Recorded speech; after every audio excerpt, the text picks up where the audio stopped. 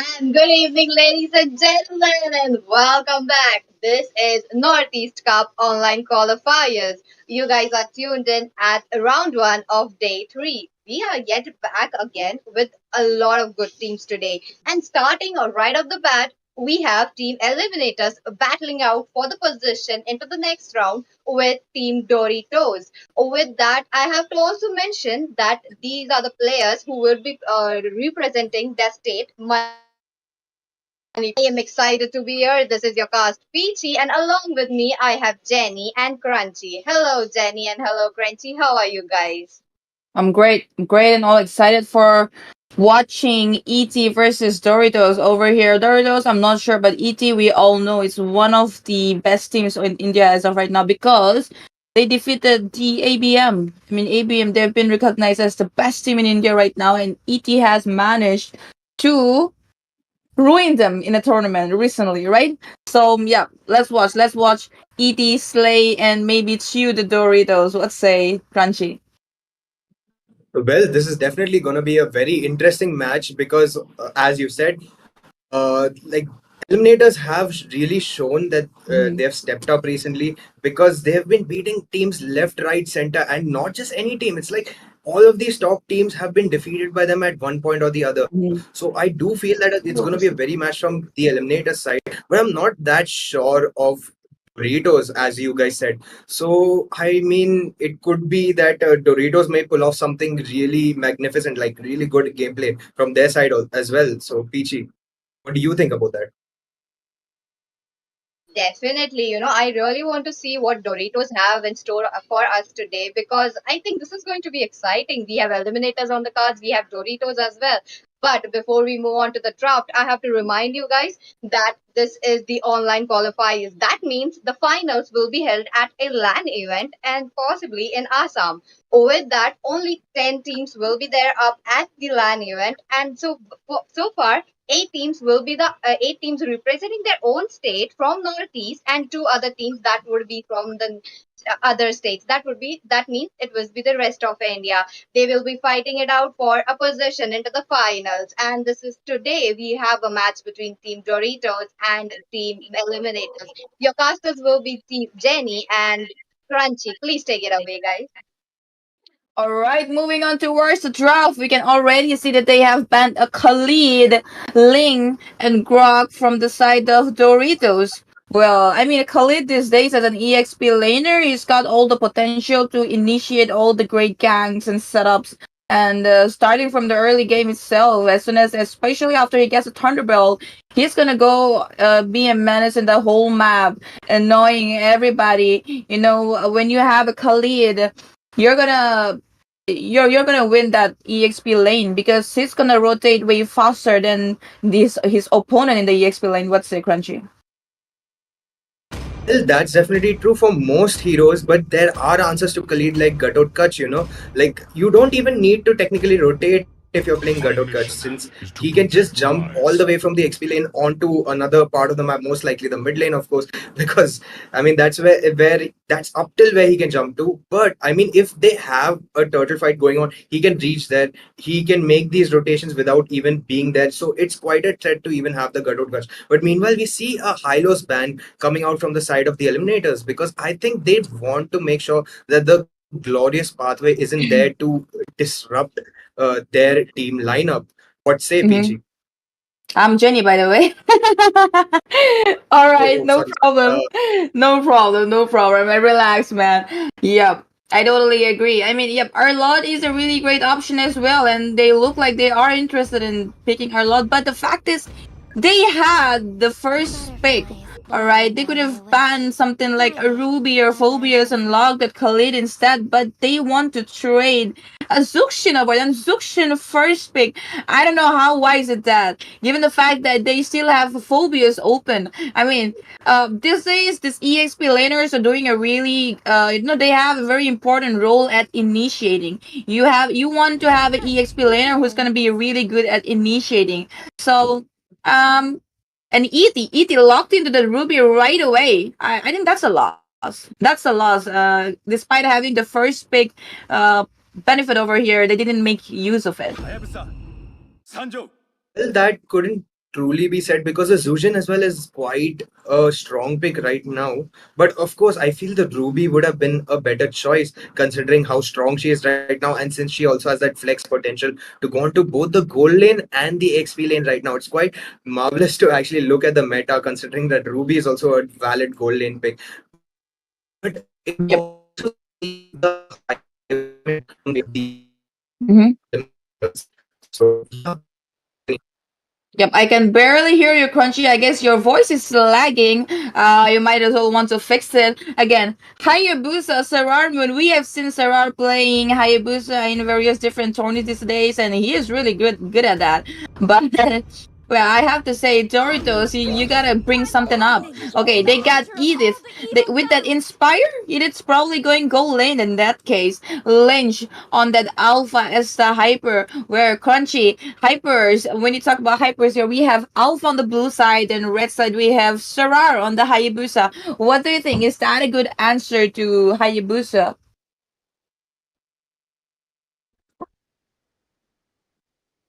All right. All right, I guess Crunchy's gonna need some time to fix his mic, and we're gonna carry on with the draft. Bid on that Aurora. Okay, not right now because obviously, I mean Doritos they got their mage already, so I think it is gonna take some time and decide later what to pick. But when they already have the chance, they want to pick that Phobias. They want to secure that Phobias because there are still two bands left, and you never know. Doritos might actually target Phobias because they don't want to face an Phobias in the EXP lane. It's gonna be dangerous, and like I mentioned already, they want to secure it. They got it, and then they goes up to Bandit Matilda. Well, Matilda as well as Zuxian in the mid lane. You know, they're like two peas in a pod. They're gonna roam around in the map like two peas in a pod. Like they're always gonna stick together, right?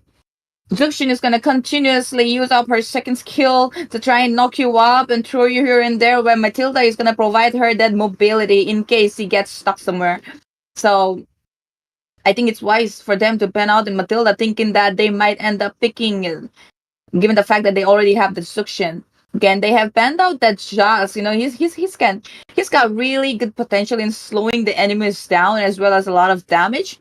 So I guess that's a good decision. Okay, it's Crunchy back. All right, he's not yet. Oh, I guess. All right, we got Peachy in the chat. Right. yes, I will be taking over since Crunchy is actually facing some network issues. And looking at the draft, Jenny, look at that. They picked up a Ruby and a Phobius together. That means that the sustain is there from the side of Team Eliminators right now. Mm-hmm. Well, okay, they actually banned Harriet as well. They're trying to cut out that goal lane options, I suppose. But Mhm. okay, given the fact that at first it was with an Inspire, I thought maybe it was gonna go for the goal lane, but I guess not. Might be an EXP or Roam. It was really versatile. Again, that Carmilla Roam with one ult, and then with the Ruby, I think that's gonna be a hell of a combination. And on top of that, they also have a Phobias. ET's draft so far, so good.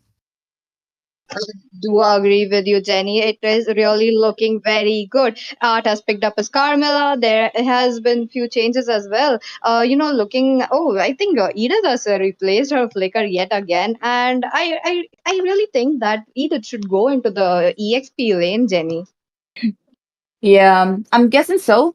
But then again, they don't really have picked a goal laner so far, and we can see Esmeralda not yet locked, but you never know. Again, Gatot as well. It's gonna be good. But then, all right, they do have a dive. They do have a Hayabusa over here. Who's gonna look up to that Hayabusa all the way to the back line? But then again, Zuxian is just not really a backline mate. She's not gonna stay too far away from the team. So I guess they're gonna go all in, 5 versus 5. Maybe that Gato wanna be on your face all the time, as well as Esmeralda, as well as Alpha. He did, yep, most of the time until and unless she used her primal red. So let's see. But yes, Edie is doing a really good job at the draft, given the fact they also have the Eve on their side now. Okay, it can be Aurora as well. I mean, good choice. You know, you come at my face, I'm gonna freeze you up. Definitely, Jenny. I was really hoping that they could go with the Eve because I know Crunchy really likes to play those kind of mages, and with that, he is back. He will be taking over. All Yeah, really right. sorry, guys. Had a few issues over there. But yeah, I see that the draft is already over. I missed most of it. But I think, despite the fact that I have some bias for Eve, I think the Aurora is a much better pick in this situation, especially considering that they have the Carmilla to have that sync up with. And, Aurora's ultimate, along with Carmilla's links, are going to do some crazy amount of crowd control to the side of Dorito. So honestly, in this draft, I feel that the eliminators have kind of got a semi better draft, but you never know because there's a lot of pick-off potential as well coming out from the side of Doritos. Jenny. Yep, and we're heading on to the land of Son for the first match of today, Doritos versus ET, guys. I mean, Doritos gonna have to be really careful given the reputation of ET in this season in the recent tournaments, the team that went against ABM and actually won, right? So the pressure is definitely on Doritos. As of right now, they're just trying to get their junglers up to level 4 as soon as possible.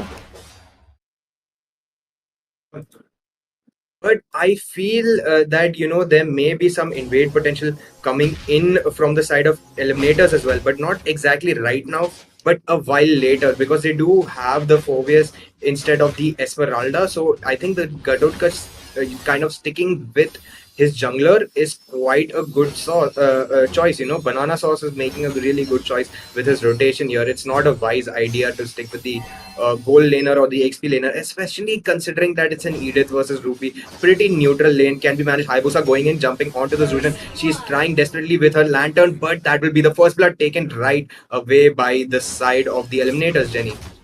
Yeah.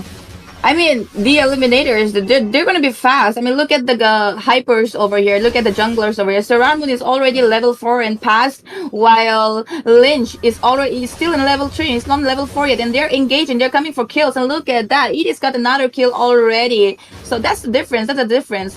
You see?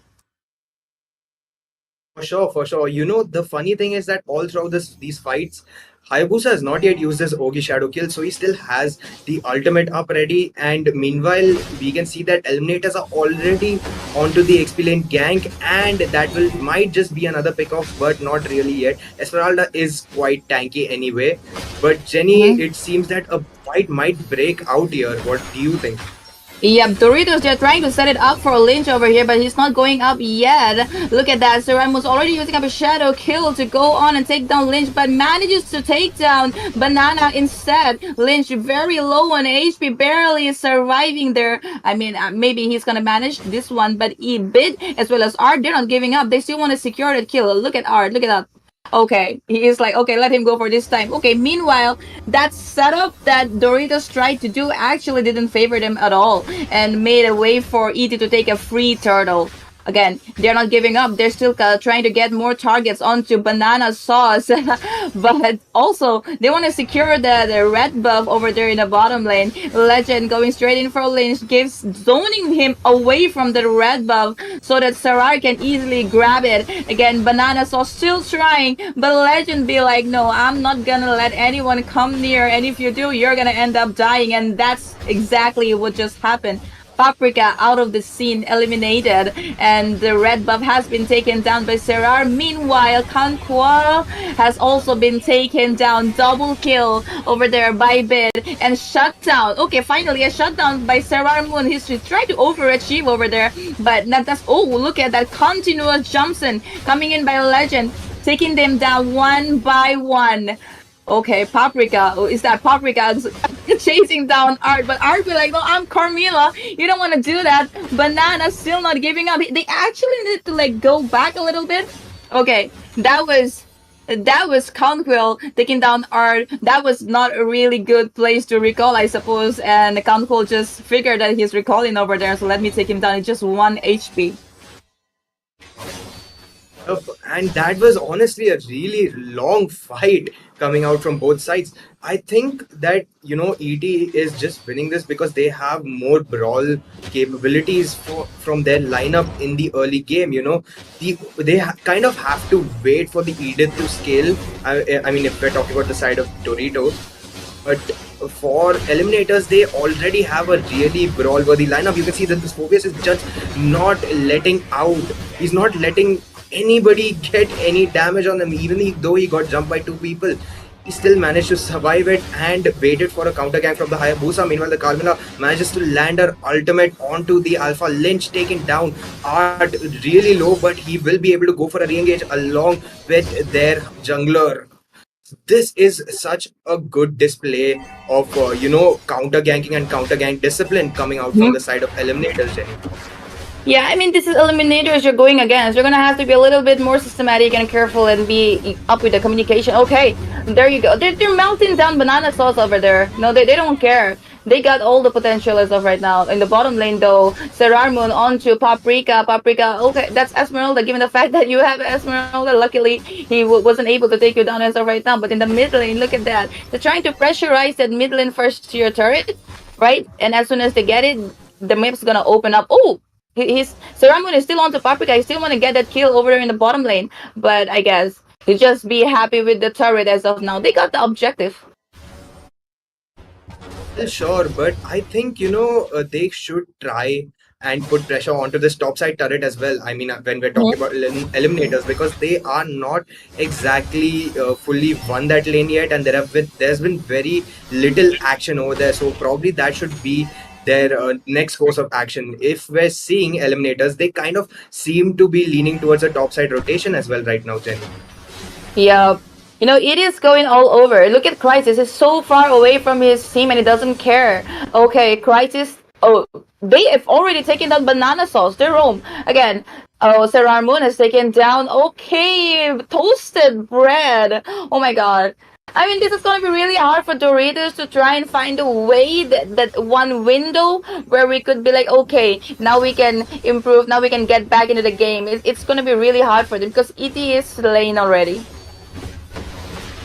Yes, they're definitely in the mid game now because they managed to take down the mid tier 1, which is quite crucial for the side of the eliminators because now they will be able to start sieging. There's another kill by eliminators. They managed to get Paprika as well.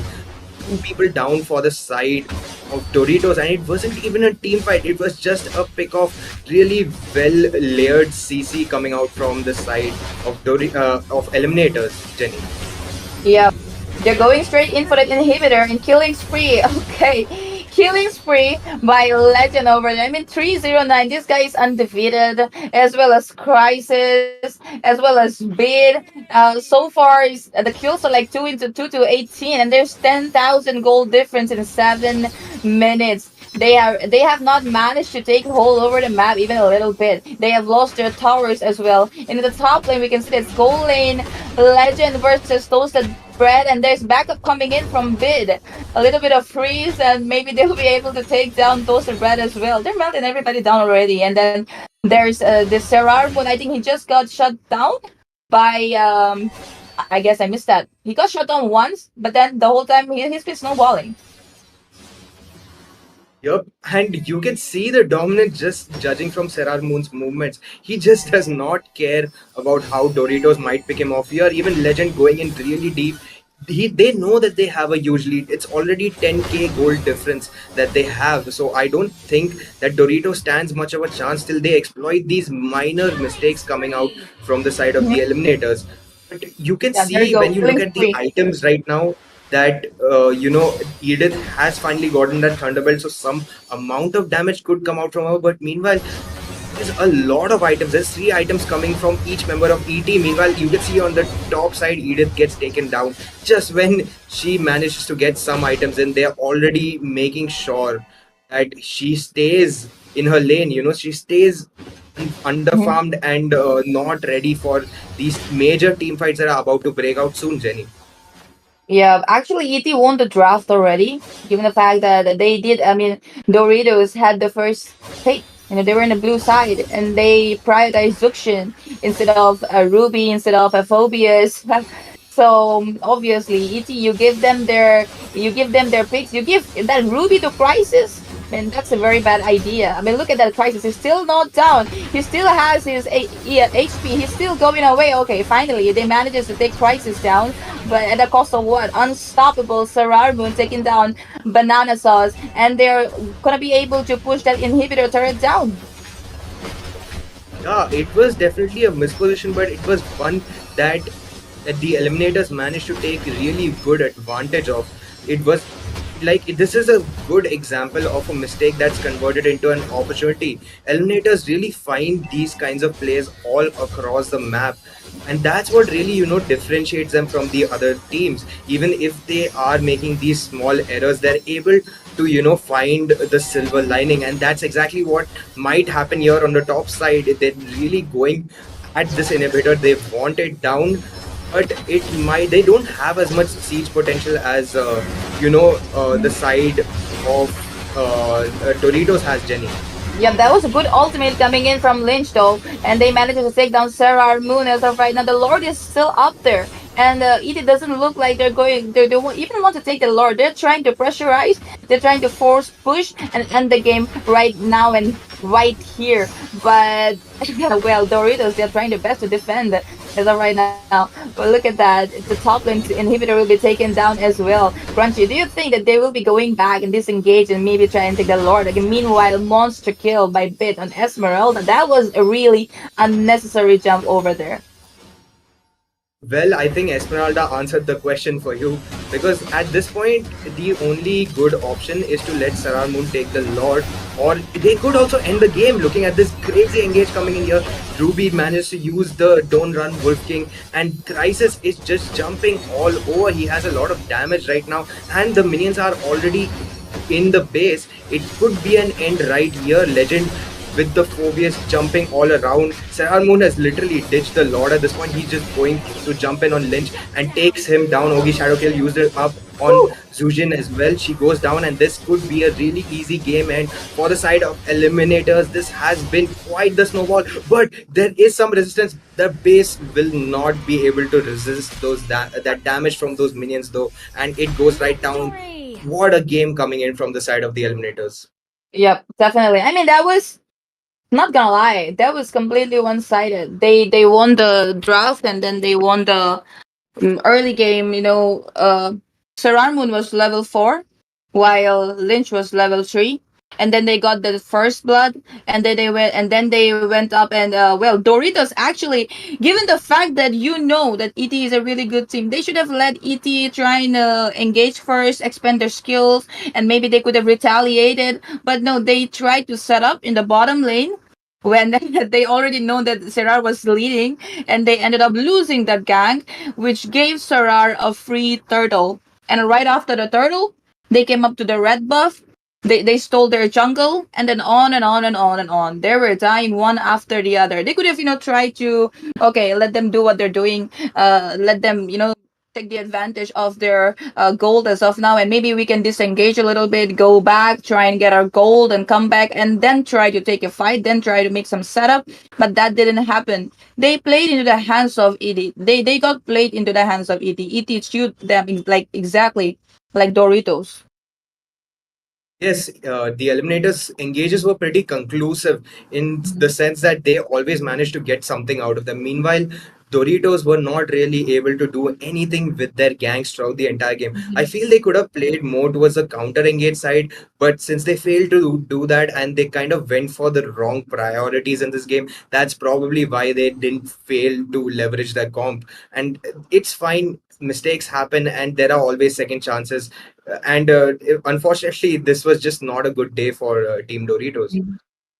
Yep, it happens. Well, it was Team Doritos who was under the pressure, and I'm sure they're gonna come back stronger next time, more prepared to face teams like ET, right? Maybe so. I hope so, Definitely. actually. But it has Right. been quite a good game. And would there be any final thoughts you would have on this, Jenny? I think they just need to work a little bit even more on their draft. I mean, you have the blue side, and you give up Ruby, you give up Phobias. You trade these kind of heroes who are doing so good. I mean, Crisis with his Ruby. I mean, a lot of people know he's so good with that hero, and you trade Sukshin. Not a very really good idea, right? So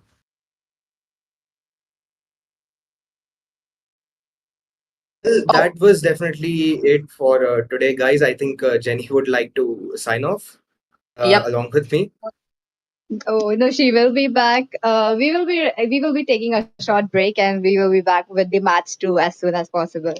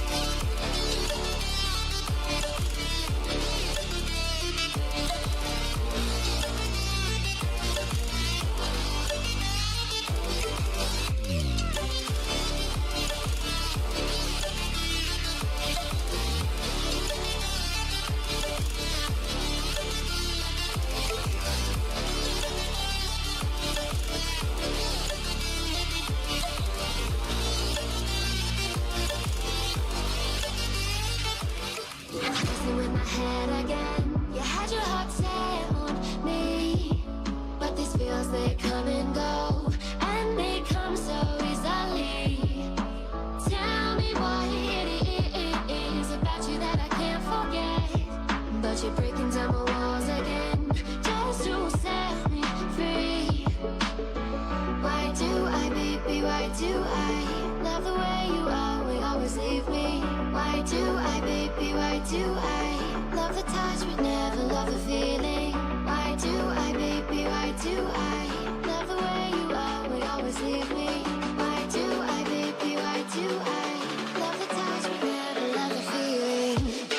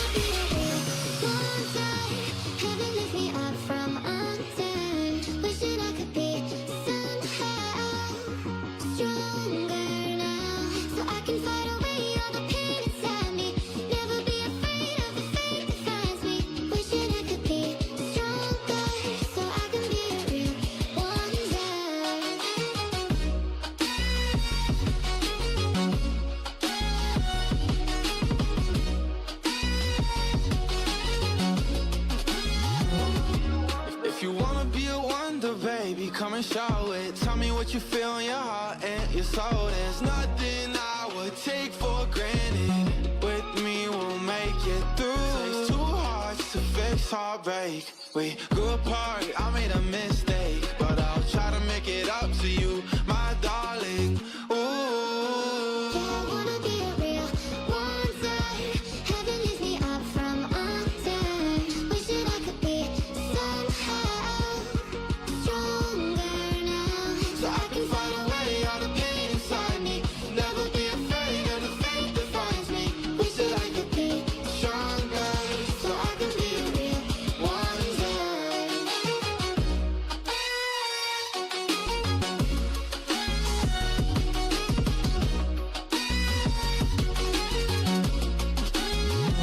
So I can find a way out of pain inside me. Never be afraid of the fate that finds me. Wish that I could be stronger, so I can be a real one day.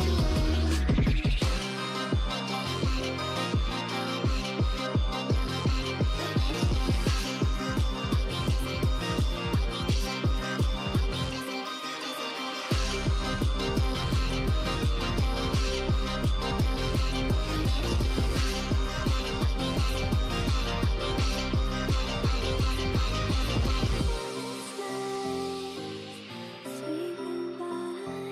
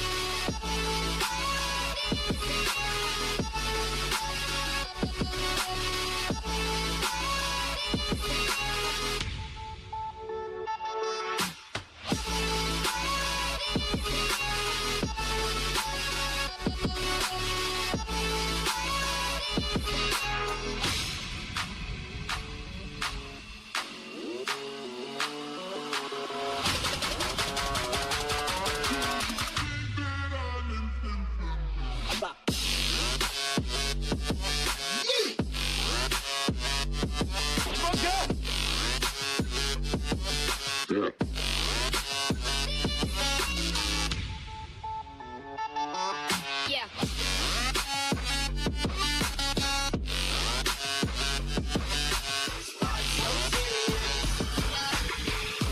Change, can you say so? Never mind, I forgot where I came from. Like wolves in the darkness, we've adapted to blindness. Fall asleep with the sirens out. There's blood on my hands. Somebody save me from myself.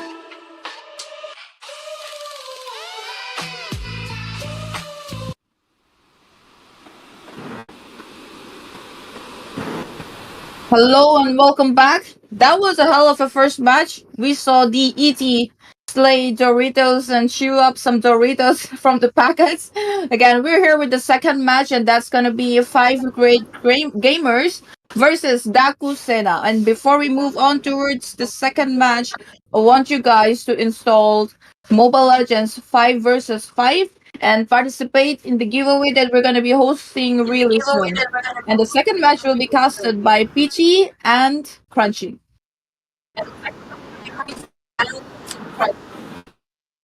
Hello, are you guys there? I can't hear you guys. we are back again with second round. We will be soon diving into the draft. Before that, as Jenny mentioned, yes, to download the game because we have a lot of events coming up. The Ducati event is on. Do make sure you guys are spending for it. With that, let's dive into the draft. Okay, I really are crunchy. I mean, we can dive into the draft, but it hasn't started. Okay, it did, it did, it did. I'm gonna let you guys carry over with the draft. Have a good game, guys. Thank you, Jenny. With that, look at that. This would be a match between five great gamers versus Daku Sena. They will be representing the other state. That means that the 10 teams from the Northeast would be will be matching up against each other, and 10 of them will be up with one team each as their own state. With that, I am Peachy and Crunchy. Are you there? Yeah, I'm right here, and this is gonna be another really good match between Darko Sena and five great gamers. And honestly, I am a really a huge fan of Darko Sena, considering that I know some of those like players, and I have fought them, and I think they're a really good team, and they have a really good chance versus five great gamers. And honestly, this is quite a weird ban coming out from Dago Sena, though I would say Moscow right away in the start. Probably were better options, maybe the Ruby, maybe even the Ling. But yeah, there we go. We get the Ling ban straight away, Peachy. Okay, the link being banned. Maybe more assassins are yet to be in. Maybe I want to see a Nolan pick or maybe a ban coming in because it is one of the good junglers. And if he's managed to snowball that early game to his team, I think that is just a game over for the other side. With that, I'm looking at the Hayabusa ban as well. Crunchy. Now, we all know that the Hayabusa has been nerfed, into the last patch. Yet again, he is still strong.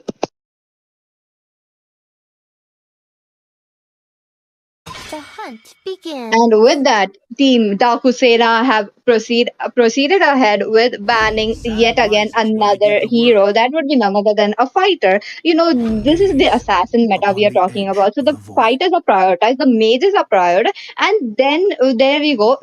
The assassins are being picked. Look at that, the Nolan coming into the play.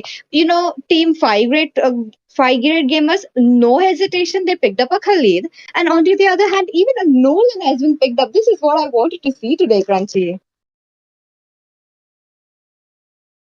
Okay, looks like he will be back in some moments, so don't go anywhere with that. Uh, Jazz is yet to pick up his hero. I am hoping to maybe some kind of fighters being picked out. Maybe an Edith could come into the play, into the EXP lane. That could be a good counter for that Khalid, probably, because Edith has that range where she can pop her primal form and go in with that. But Khalid, on the other hand, with the raging sandstorm and the quicksand, he is kind of menace. So I'm not sure what they will be going to pick, but looks like Jazz will be picking up a Phobius.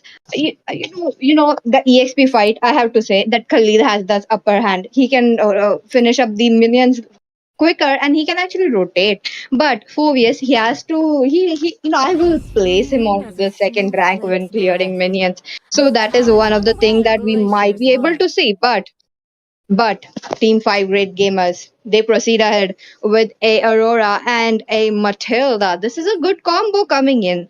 But Team 5 Great Gamers, they need to pick up a tanky fighter or maybe a tanky slash fighter heroes for the jungling. I'm not sure what they are going to pick to counter that Nolan, so let's just see. Only love and night are everlasting. Okay, so looks like the ban phase is already up. Dakusena picking up the Sicilian call, securing that late game. As I mentioned few minutes earlier, that how Nolan, if he's able to secure, secure a snowball to himself, I think it would be kind of a menace to the other team. Yes, it would be a menace. So the early game is kind of set. unless team 5 grade gamers are very annoying and they would be stealing and invading the buff of Nolan, which I really doubt because they do have the Khalid for their early game and for the mid game damage, but I don't think they would be making those kind of mistakes with that. And Harris being picked off along with Harris, the marksmen are getting banned. Marksmen are yet to be picked. The jungler from the side of Team 5 Red Gamers are yet to be picked. They could counter. They could kind of choke that down, but now there's a lot of option into the roam section for Team Daku Sena. And I'm not sure what they will be going because a lot, I have to say, with a Nolan, you can pick up a CC tank, possibly a soft CC that could still work. A hard CC would be a cherry on top pick coming in, a Tigreal, maybe an Atlas, but I'm not sure. It could be anyone coming into the play since look at that, the Brody being banned, the Lunox being picked off as well. Lunox pick, I do believe that it is a good Pan coming in. She's versatile. She could be played into the goal lane as well. She's one of the counters for the Harriet, which is good. And there we go. She is being placed into that ban. On the other hand, Dakusena, look at that. They have plans to pick up that Grok. Grok would be pretty good, I have to say.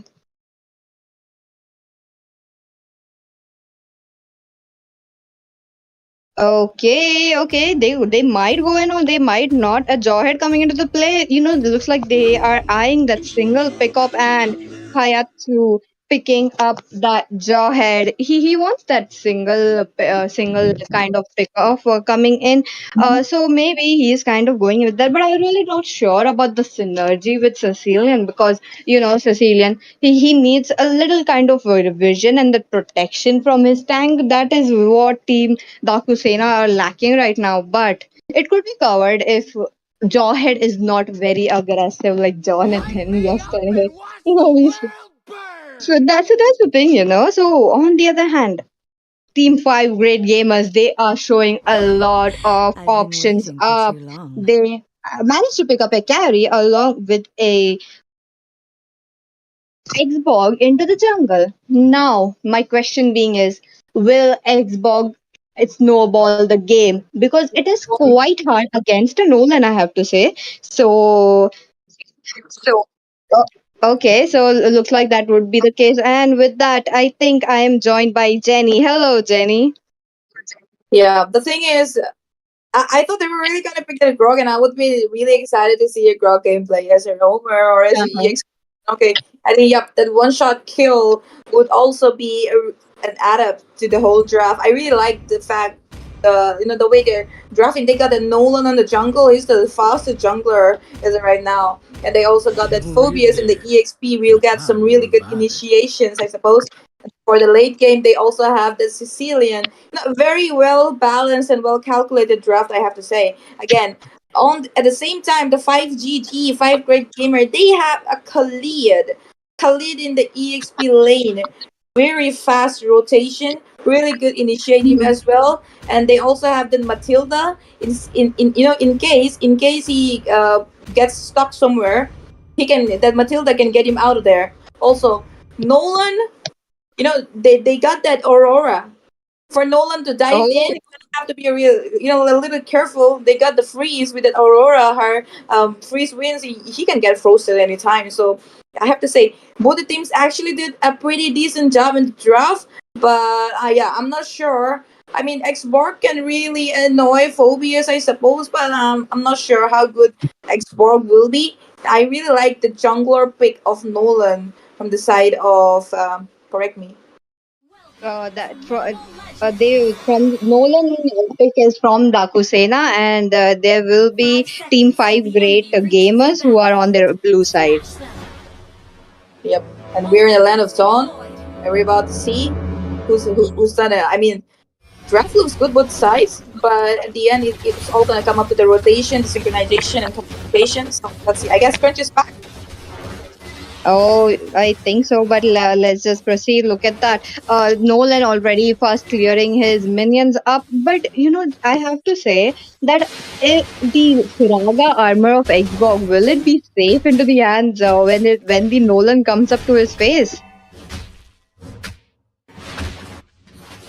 Okay, looks like Yeah, Crunchy yeah. is not there.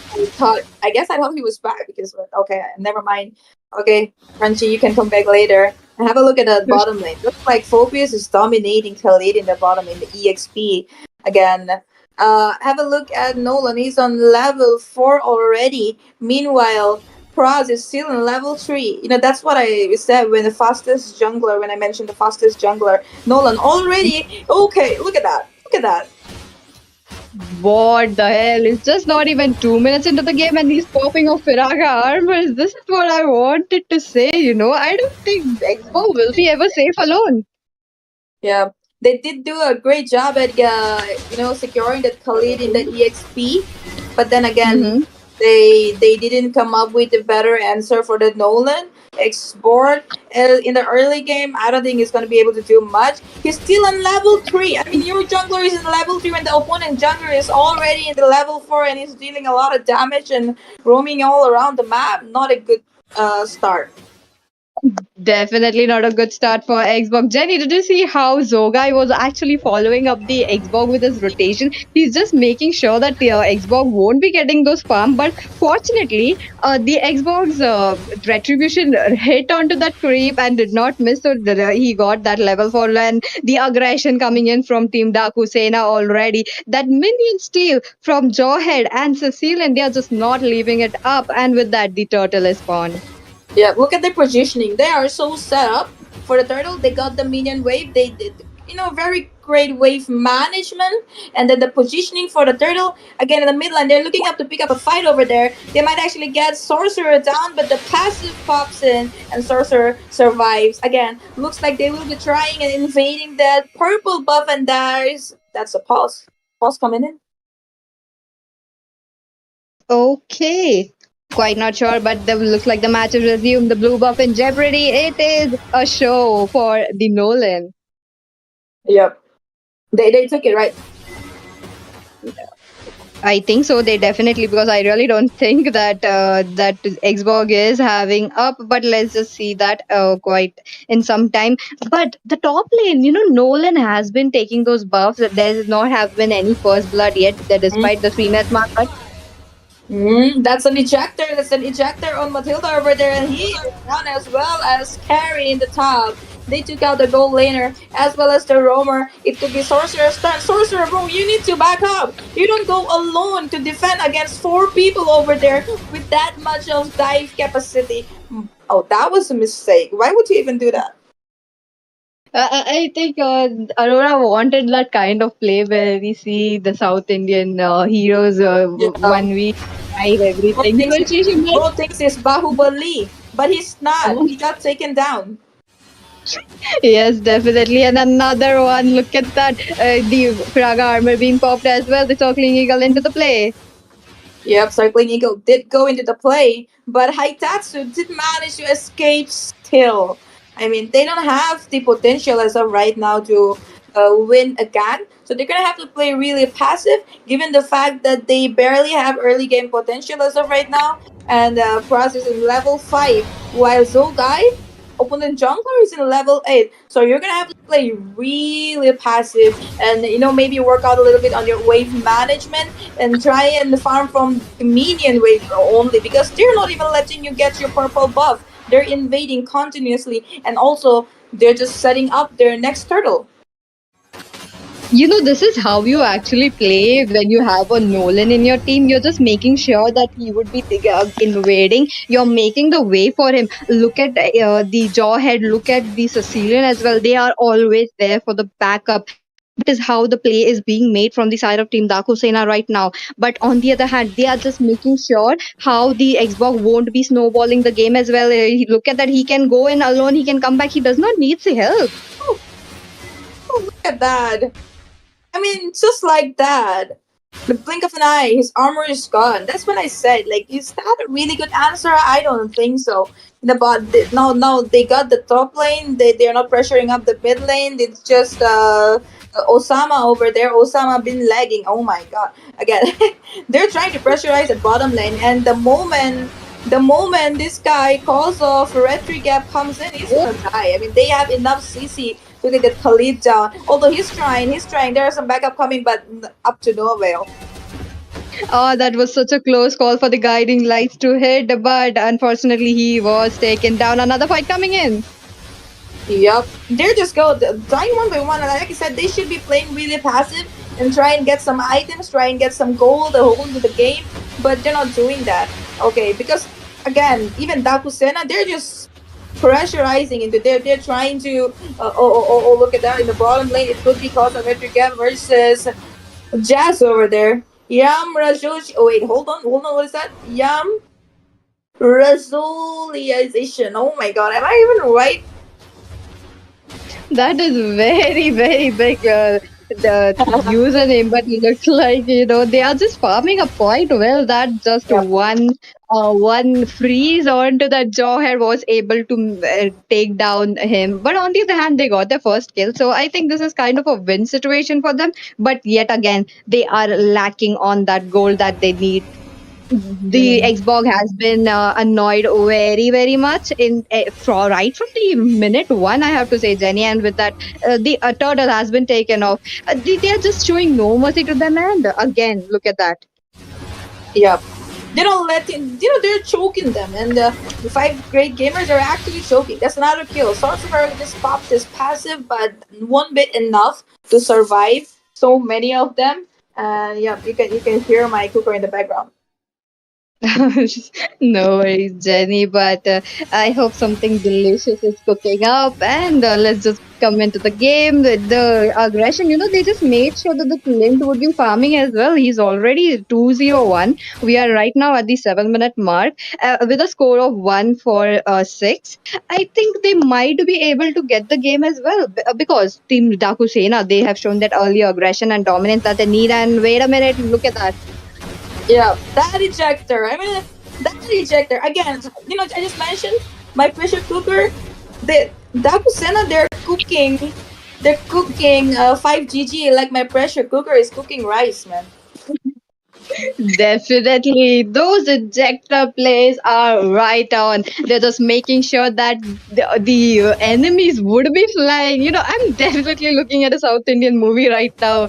And with that, another ejector coming to play, but he quite not got that window. Okay. Yeah, that was another ejector. I mean, ejector after ejector, killing spree. Osama, they finally manages to take down Zogai. That's a good shutdown on Zogai. They've been looking for that shutdown. But will that be enough? Will this be a window? I still don't think so. Look at the gameplay. They are on the, they are not on the driver's seat. They are the driving as of right now. That was Sena. So I don't know. 5G, how will they manage to come out of this situation and find a window? But let's see, PG. Jenny, it's just 8 minutes into the game. They have managed to pop off two of the passive from the inhibitors already. This is a big W for Team Dakusena right now, I have to say. And also, those ejector plays are so right on that it is enabling them for their single pickups. I was really not sure about into the draft how the synergy between the Jawhead and the Sicilian will be, but I think it is coming into the play right well. Yeah, they made no mistakes. Dakusena, they are up for the game. They want it and ASAP. They even got the Lord. Everything uncontested. The turtles, the Lord, uncontested. They have been setting up everything properly with so much discipline. They have managed. They did not even clash a lot unnecessarily. The, They just want to finish the it smoothly. And the thing is, like when you see the draft of both the teams on paper, it is actually looking very good. It has a possibility where Team Five Great Guys can actually counter them, but it all depends on the skills that they have, and they are showing us right now. Look at that Nolan. Though guy has been annoying that Xbox every single minute that he has possible. I have not seen one lasting insanity coming into the play where look at him again. Who you He's all want? gone. Oh no, that you won. I mean, level 14 Nolan with wait, hold on. I think they're looking for an end. They're coming in, so everything can be used up. There's a raging sandstorm already expanded as well. Xborg over there, process struggling, and that's the freeze been used up. Zest, but okay, they managed to stay just done. And the finally the last insanity popping in, and the Lord will probably be defended at the cost of Jazz. Well, the minions are still there. The super minion wave are still there. Will they be able to defend? Yes, as of now. Okay, looks like that is a good defend coming in. I was not expecting it, despite the goal difference that they had, Jenny. Yep. The goal difference is like more than 10,000 goal difference in 10 minutes. Again, Last Insanity popping up and shut down on Osama bin lagging, as well as Haitat's not a shutdown, but Haitat's a ghost down. That was him. Like that guy's ejectors one after the other really helped them. Oh, he has a streak. I have to say, Jenny, like he's just waiting for that someone to be pick off. Even if it's Khalid, he's just making sure to throw them up into the air. But Zogai, he was trying to see something, but looks like he got nothing. Yeah. Well, honestly speaking, there's still no losses for Dakusena. I mean, they still got the whole map covered. It's like the whole map is their domain. They're probably gonna take another Lord, if not push in, if not pressurize. But yeah, I guess we'll have to wait and see. They do have this 25 seconds window to make a difference, but I don't think they have much in their capacity right now to go up against Dakusena. I do agree with you, Jenny. Even though they have managed to get a score, but okay, something is popping up. Yep, definitely. Sagling Eagle is used up already and is taken down. The rumor is down already. And double kill on the EXP laner. Cause of Retri Gap. They are coming in. The minions are coming in from all the sides. And they are willing to end it right over here. Last Insanity been already used up. They don't have any skills. They don't have any resources left. They just carry trying to hit up those minions with a basic attack. Well, that Crystal has been taken down. Very low in HP. They're trying to stop the minions in the mid lane, but the minions are popping inside. Look at Haitatsu going straight in for the base, and that's the Crystal being taken down. Dakusena, very smooth victory.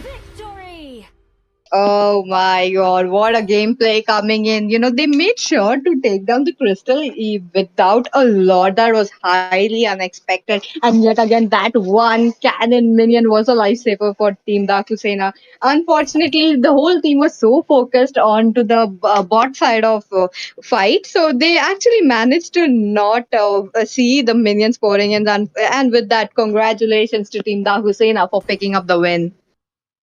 Yep, I guess we'll be right back with another match. You guys just watched Dakusena versus 5GG. Very good and smooth gameplay by Dakusena. And yep, just hold on, guys. Don't go anywhere, and we'll be right back.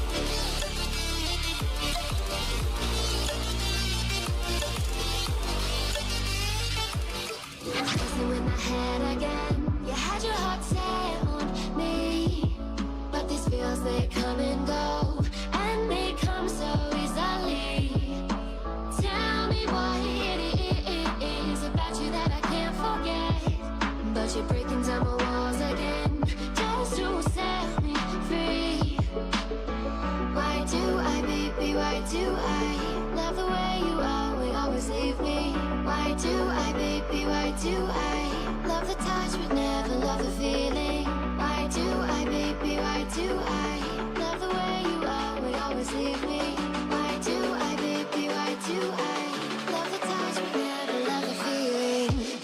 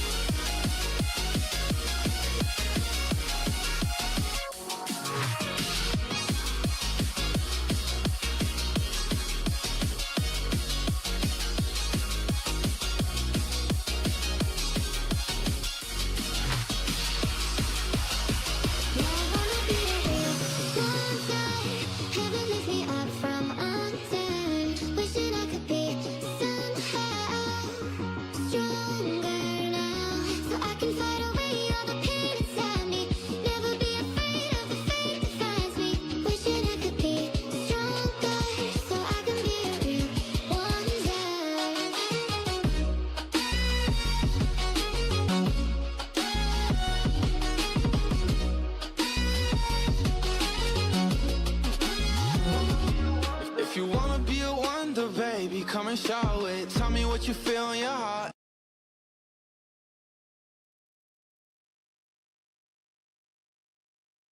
Hello, everyone, and welcome back to Northeast Cup online qualifiers. Today, we are continuing with day 3 of round 1, and I am Numi, your host, and along with me, witnessing this match will be Sasuke and Crooks. And you all will also be witnessing this electrifying match where one individual team will be moving on into the next round, whereas the other team, well, their dreams will have been shattered into pieces with this just one individual match.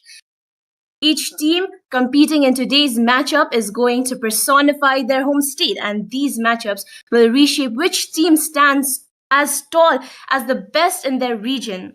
So, without further ado, let's get into the teams. The teams going up against each other will be Maksad, we can also call them MD on the blue side, versus Rayuga Esports on the red side, and they will be representing some other states. So, Crooks, please let me and the viewers let us know what your thoughts are on today's match. Well, talking about today's match, I'm gonna be honest, I'm excited. MD has been performing really good, and then again, there is somebody in the casting desk who is the coach for Rayuga Esports. Give it up for Sasuke! Well, thank you guys, and technically I won't be speaking just because I am the actual coach, but I was just named as a coach, and technically I didn't do anything for the team, and which is quite bad. But talking about Raiwa Esports, I have seen the teams performing in the previous tournaments, and these players are exceptionally well. But this time, it seems like Raiwa Esports is totally on a new lineup today. Well, I'll take your word for it, but unless we all realize the coach is actually casting for the match, so let's give it a round of applause for him and his team. But I'll give myself a round of applause for MD because they are going up against the casters team. Okay, that aside, guys, always remember that the registrations are still open, and both of the teams are from different states, so this was going to be an exciting match. What do you think is going to happen in the starting of the draft? Like technically, Well, I'm assuming like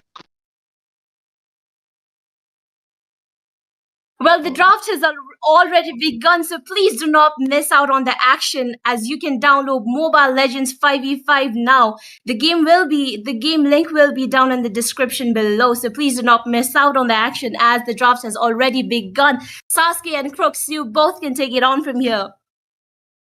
All right, perfect. Sasuke, give me your opinions on a Cyclops pick right in the starting of the match. How do you think that's going to fan out in the whole match? well, technically speaking, I'm quite amazed to see a Cyclops pick as a first pick coming in from MD. But in the contrary, Raiga Sports they've been locking down with the Winstar along with the Changi, and I have this opinion like MD, that is Team Maksud, would be prioritizing again a safe or comfort picks over some meta picks, which I believe would technically go or would suffice their needs. But again, talking about the meta picks, it is the meta, and you definitely don't want to give it away all to your enemies, though. True. When you're talking about meta, Ruby is meta, Chip is meta, Ling and Suyu are pretty much always in the meta. Then again, we see an Alice, so you think we're gonna see an Alice going goal lane this match, or are we gonna see maybe two marksmen? Well, I can keep my hopes up because, whoa, okay, we see an Ixia ban. This is so rare. I'm gonna be honest with you. Ixia has that insane ultimate. That ultimate can wipe out people if you just buy yourself Sky Piercer and get some stats. It can completely wipe out people. Now that Lance has been banned, what do you think is going to be another ban coming in from your team, Team Rayuga Esports?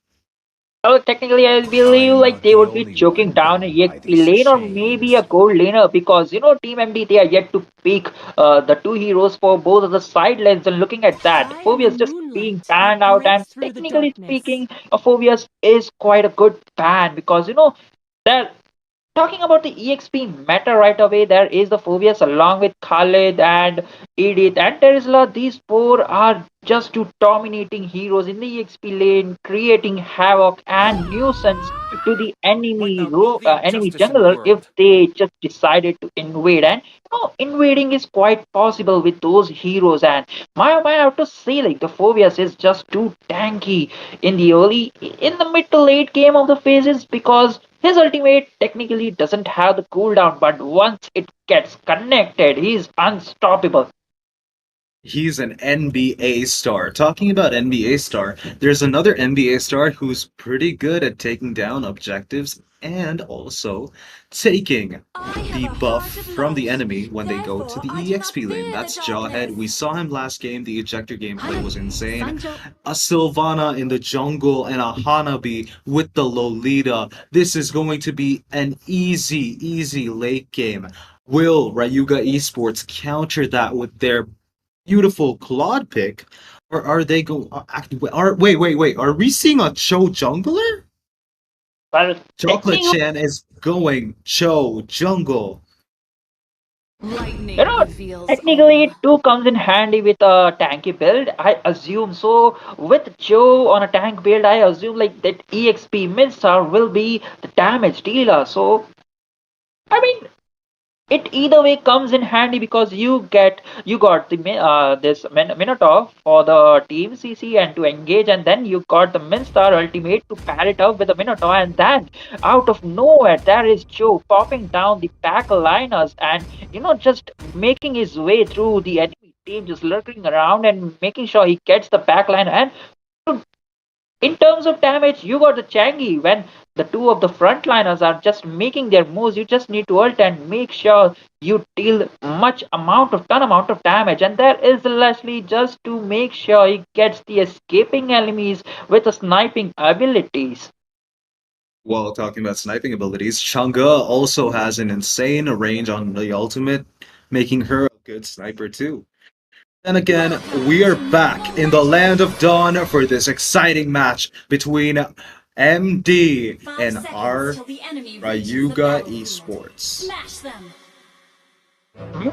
A pretty decent rotation, it seems, as of now. Like, looking at the rotations, we can assume like the show will be rotating towards the gold lane, but in contrary, Silvana has a different plans because she's rotating or maybe rotate towards the EXP lane. But look at that alpha sneaky plays already coming in handy, trying to go for a back line push or provide some vision. But Uh, Minstar was already there to back it, deny that plans from that Minstar though. Minstar did good after doing some damage with the blue buff, but talking about damage, Leslie is completely zoning out that Hanabi. Hanabi doesn't have a chance. Simba is struggling in the top lane, and Lolita is finally here to give some hope to the Hanabi Simba. Mm-hmm.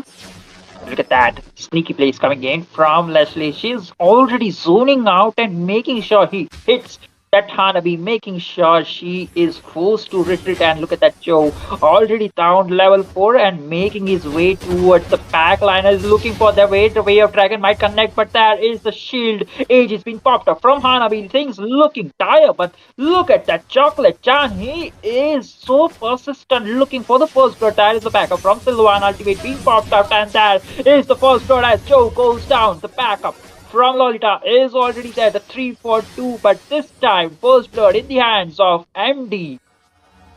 MD taking the first blood is the nail on the coffin for that turtle fight. Maybe Sylvana is going to get to that level 5 pretty early, so there is not going to be much of a chance for Cho to get that retribution battle in.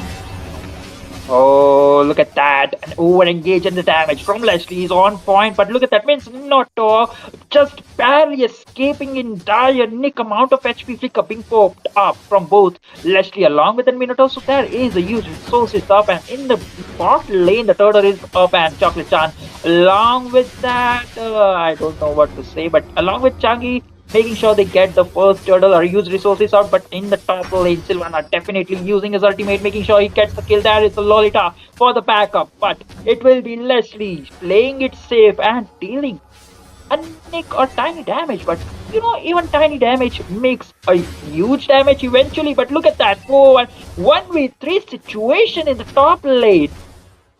Minotaur coming up, we might actually see much of a defense.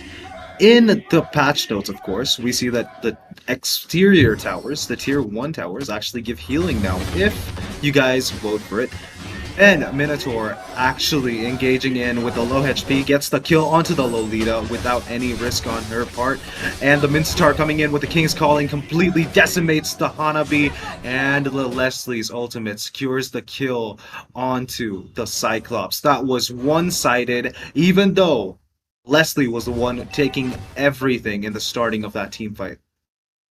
Definitely, the microplays coming in from Raiga Sports are just on point. Minstar rotating towards the top lane just to support down his team was just on point. But look at that. Microplays coming in from Lolita. Oh, this time Sylvana might be in some trouble. Brave Dragon being used and connecting down Sylvana. But there is the Pneumonian Blast connecting down Joe. And the damage from Sylvana will be more than enough to melt down that Joe. Well, Marky made some few mistakes in the early game where he was overextending and trying to get the kill onto the Minotaur when Minotaur was showing himself with the low HP, and that's what led them to lose the first turtle. They're not going to be any good if they keep missing on the turtles. Seems like case, but again in the top lane they're prioritizing too much. It seems like Hanabi is the one to make sure they get him farm, and there is the Minonian Fury connecting nobody. That along with that it is that is perfect deflection, deflecting down, and it will be Minotaur who will be getting hit in a crossfire. Yep, Minotaur got too much damage from his teammate Changa. Right now, bot lane Alpha has to use the Vengeance. They can't really take the turtle fight. The blue team has the advantage right now. Marky is zoning out. And Star zones out the Marky with the Thunderbelt, but he can't secure the kill onto them. Joe, landing that can you take over? Definitely, and that is the Joe connecting down his first kill. And wait a minute, that is a beautiful execution. The damage from Minotaur, not a Minotaur, but the Minstar is already there, and that is a 1v3 situation. MD definitely going down. Making some near damage, and it will be, I believe it was Silver Rock securing down that second turtle for the team. And Hanabi was busy clearing down the top towers after she got a kill over to the Leslie. Definitely we missed out that fight, but in the bot lane, they Raiga Sports definitely doing something. They should have taken down the bot tier 1 tower. Yep, I'm gonna be honest with you. 2 turtles down, and there is right now a 3k gap. It is no 2k gap, 2,800 gap onto the side of the red team. Marky is not able to do much, even though he has the kill advantage. Leslie is going to do a lot of damage, even with the Minotaur. Cyclops is engaging with the ultimate. Numenon Blast has popped up, has to make Minotaur waste his flicker, and he goes back. Not taking too much, waiting for a counter engage on his team. But wait a minute, the damage coming in from Joe was just obnoxious, and this time it will be the Changi with that insane damage. I do believe like Lolita did open down her shield, but it was all in vain because she was the one along with Simba going down, and this time Wave Dragon connecting down Sylvana, and he'll be the next one to fall down because the damage from my desk is up, and I believe he'll be just going down for another kill because Alpha is the next one to caught off guard. Alpha Charge being used in a defensive way, but it will be all in vain because one sneaky sniper shot is more than enough to melt you down. And again, Changi being used his ultimate, but Numenian Blast connecting 2 members, but there is no backup. And this time, wait a minute, Hanabi definitely doing some engages, but there is a flicker play. King's Calling connecting down 2 members of MD, and it will be a 3-for-4 trade, this time in the hands of Raiga Esports. Yes, sir. When you noticed, Mincetar started that fight with the hook onto the Alpha, made Alpha waste his Spear of Alpha. The whole team fight revolved around that one Leslie, that flicker onto inside the tower, doing the damage, securing the kill onto the Hanabi and the Lolita, gave him a lot of farm even though he died in the end. It's alright because Mincetar was right there with the flicker and the King's Calling to secure the last set of kills. Well, that is true, and I really want to see down the itemization coming in from both of the teams because the damage is already up and there is the ultimate being used on this time. It will be the Mistar, might be some differentiate, and there is the King's Calling, but connecting four members. And look at the backup coming in from Minotaur. The Minotaur Fury connecting four members, that there is no backup. Joe is the only one, and this time he might be in some trouble as he's running away for his life. Look at the Changi, the damage is on point, and I do believe like Lolita would have used down her shield, but again, look at that aggressiveness from his Joe, man. Oh, Shimpo and Jeet Kune Do is not going to help him right now because Alpha has the Spear of Alpha. And Chang'e got the kill on the Lolita, but with that attack speed build, she's able to secure a double kill and save his team the humiliation from taking unnecessary fights in the early match. Leslie securing the triple kill was the cherry on top. No, the damage. Each single shot of this Leslie hurts more than, breaking down with your girlfriend though. But again, oh, Minonian Fury definitely wasting down, and there is the Pneumonian Blast being cancelled out, and it will be Changi along with the Leslie marking down the MD space, and it will be over with a nick amount of time. To be fair, I actually didn't expect Leslie to melt down that tower so quick. I'm going to be honest with you. Ryuga Esports was on top of their game today. Definitely. How does it feel?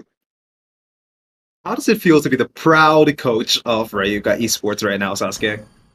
Well, I was hoping like they would be prioritizing some unique heroes or some unique picks, but turns out they know their match, they know their gameplays, also they know their team members, and definitely team bonding and certain stuffs are essential for the teams. But I really want to look at the itemization coming from both of the teams because even in the early game, it was Leslie who was doing too much damage in the early game itself.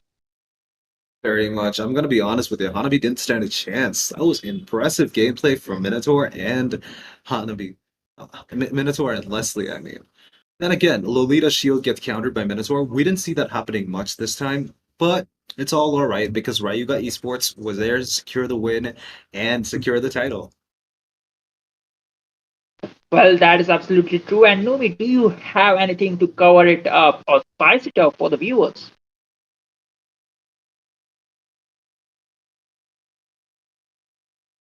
Well, that was truly an amazing match with Silverhawk, aka Chocolate Chan, with Joe as high as jungler. That was pretty surprising. But anyways, as Ryuga Esports has won this match, we will be back soon. So stay with us for the next match because the next match is against Grand Blue and Buri Buri Zaiwan. Honestly, I love the name as I am also a Sunchan fan. But these two teams will be representing the state Assam, so stay with us and please do not leave. We will be right back.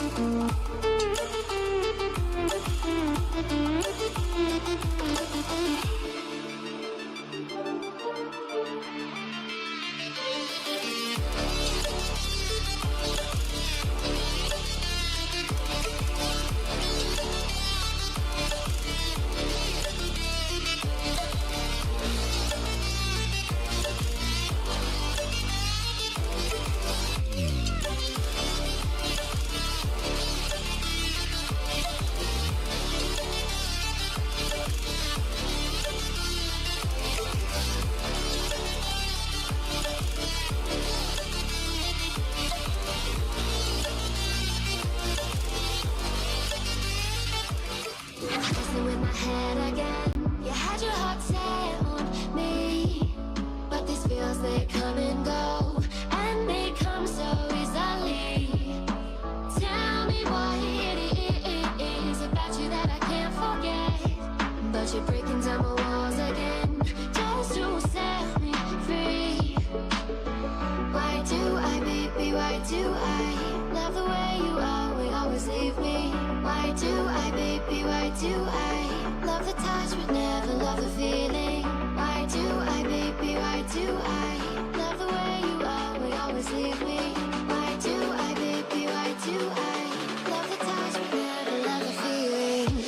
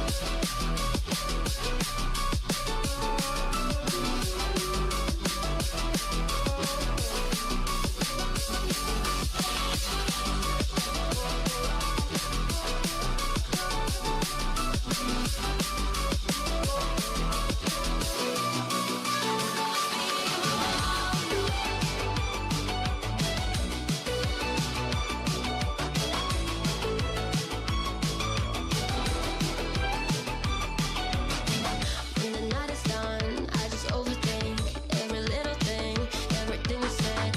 I just bang my head, wondering what you meant. We're a loaded gun, put it at the heart, but it's always you who can light the spark. Don't want a second guess, show me what we are. You could tear my heart apart, I still be in your arms. I wanna dance with you till the end of the night. I wanna dance with you for the rest of my life. Don't you know?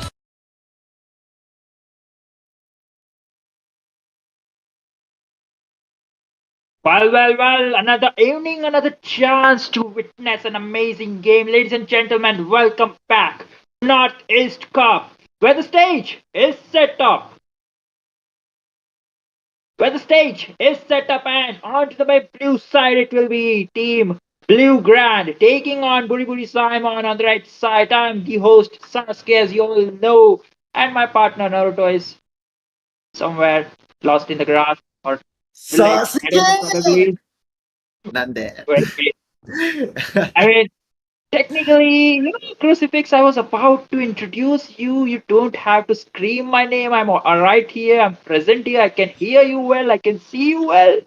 I love the Probably, energy. I love the energy. Just wanted to match it up, you know. I got you, homie. well, technically, these are my fans. Just kidding. And moving on, we have some amazing people on joining or to witness. For the casters, it will be Silver Rock joining my fan favorite Crucifix. Welcome, those guys. I Oh totally man, that was a good introduction, Sasuke. As you just mentioned, it's going to be the Grand Blue onto the blue side, and it's going to be Buri Buri Zaimon onto the red side from the cartoon, from the Shin-chan we have watched as kids. But let's see how well this is actually going to go with.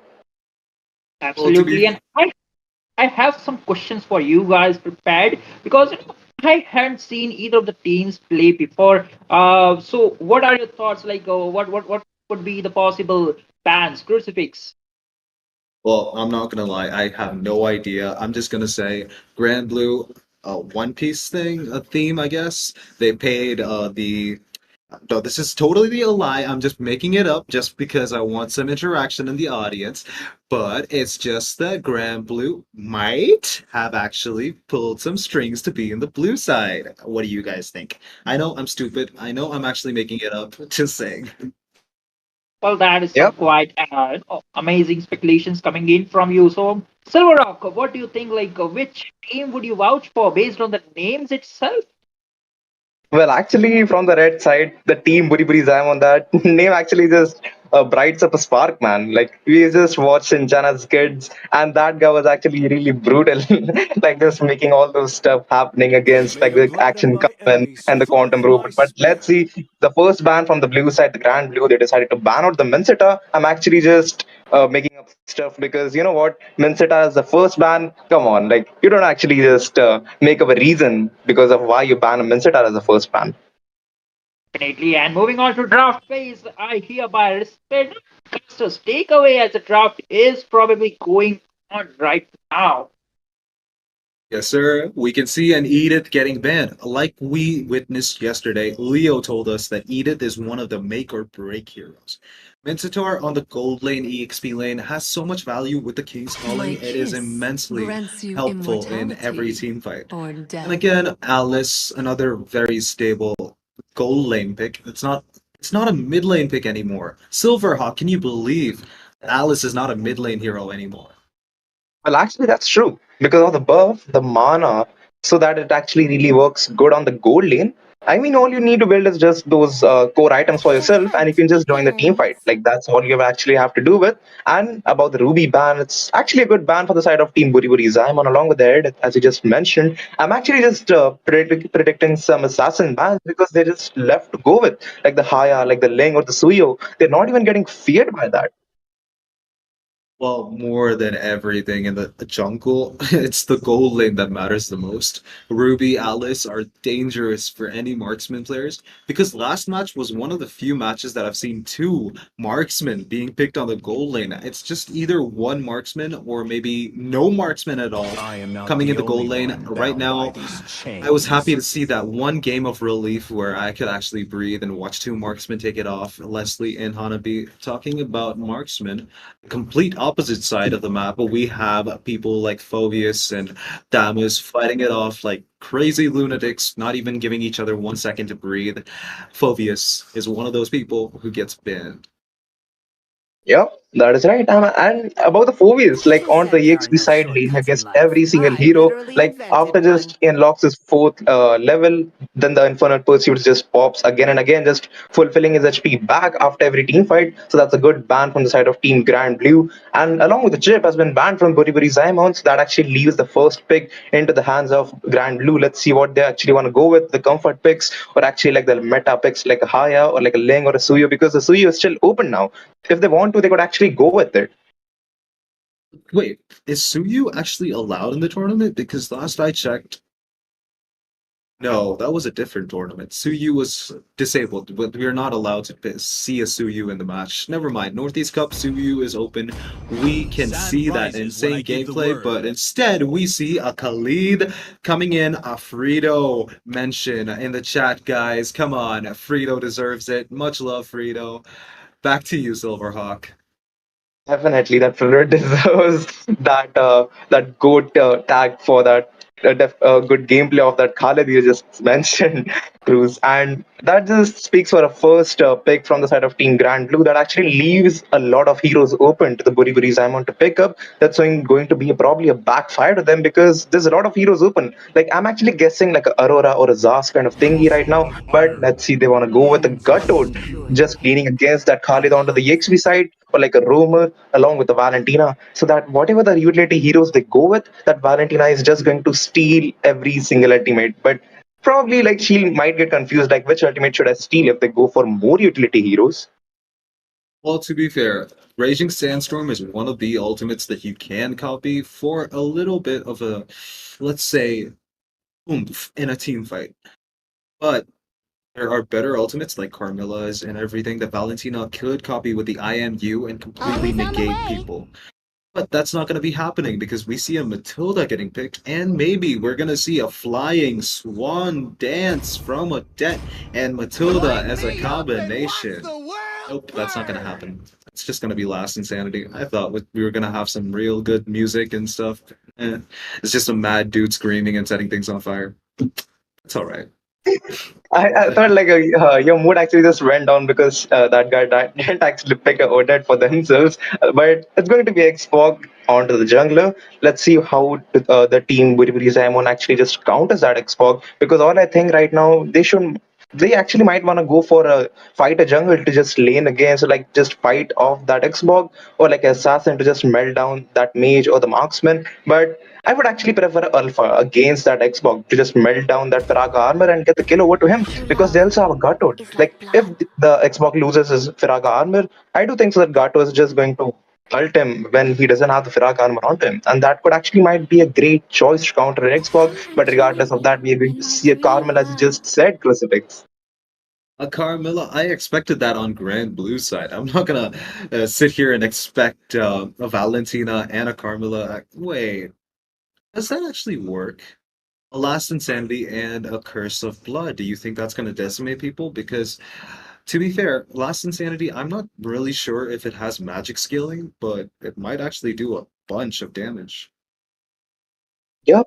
And also, like, they didn't actually wanted Still to give the watch Carmela one deep. towards their hands, so they just picked it up themselves. And that gut will probably just lane against to that Khalid. And just moving on to the second phase of banning is going to be a Ling. Finally, some assassin bans we are seeing right now. On to the first phase of banning, we didn't actually saw any jungler at all. They were just saving it up for the second ban because the Boribori Zaimon don't have the jungler yet. So banning out the assassins right now, I do think so. It's a good choice Come to do on, so. Dexter. It's our showtime. True. Right now, Khalid could be a roamer or an EXP. Borg could go into the jungle or maybe EXP.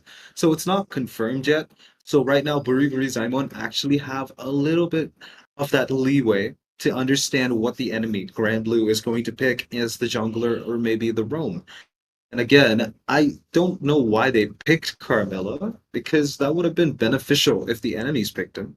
Besides, Carmilla can't really do much against Gatot Kaka, and Valentina doesn't necessarily need a Carmilla. But it's alright, we don't know how people are gonna play. MLBB is a game of chance. 10% skill, 90% will. Am I right? Yeah, that's absolutely right. And I'm just making some assumptions because the curse of blood, if it's connected properly, that gut was just going to jump up. And just imagine if that vanity has a raging sandstorm from the Khalid as well. It's going to be a wombo combo, or perhaps could be a wipeout to the Grand Blue. But let's see how they will actually execute it to themselves. It's going to be, and for the last bans, it's going to be the both marksmen. From the blue side, it's the Moscow, and from the red side, it's going to be a Claude. They actually don't want to go for those marksmen anymore. I was actually just making things like onto the gold side. In this current meta, I haven't seen much marksman being going on except for the Leslie and the Ixia. Ixia, a very strong contender. Yeah, I have not seen Leslie even while ranking up. I don't think I've ever seen a Leslie being picked, but we do see a carry I've being been picked, waiting for which too long. is not. It's not a really strong pick against Khalid and X-Borg. It could melt them down, sure. The Firaga armor can keep X-Borg safe, and the Sand Veil could keep Khalid safe. So I'm guessing some strategy is going on in their head, but we'll have to wait and see.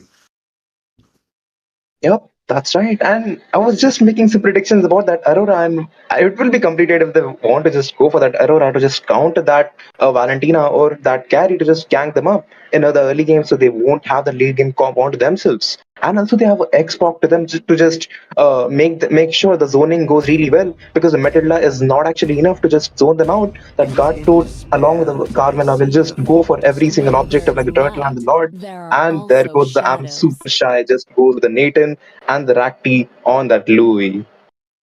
True. Wait, are we gonna see a Franco pick? What do you think a Franco could do in this match right now?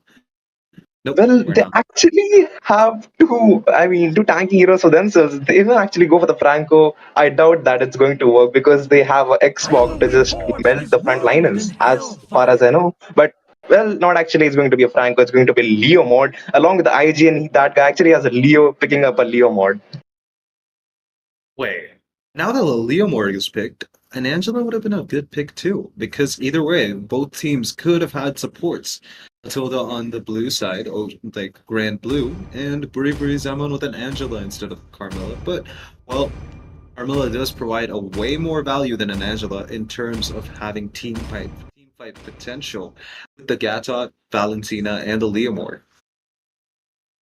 Yep, that would be right. And I mean, just talking about the emblems from both of these teams, I'm actually being paranoid about that killing spree onto that Leo mod because if you're a jungler on Leo mod, I would actually prefer a lethal ignition to just melt those squishy heroes like the Nathan or the Louis in the early game, so they won't get farmed up. And you know what, like. In a killing spree, like if a curse of blood or like a ultimate of the cardboard is probably connected, then only there's a possibility that killing spree is actually going to help him out.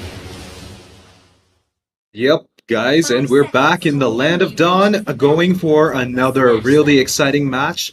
But before we start talking about the match, download Mobile Legends Bang Bang or Mobile Legends Bang Bang, depending on where you are. And the registrations are still open for the NE Cup, so get in there and get ready for exciting matches. Khalid going in trying to take an early cut on the EXP lane. Frito is proud, guys. Frito is proud.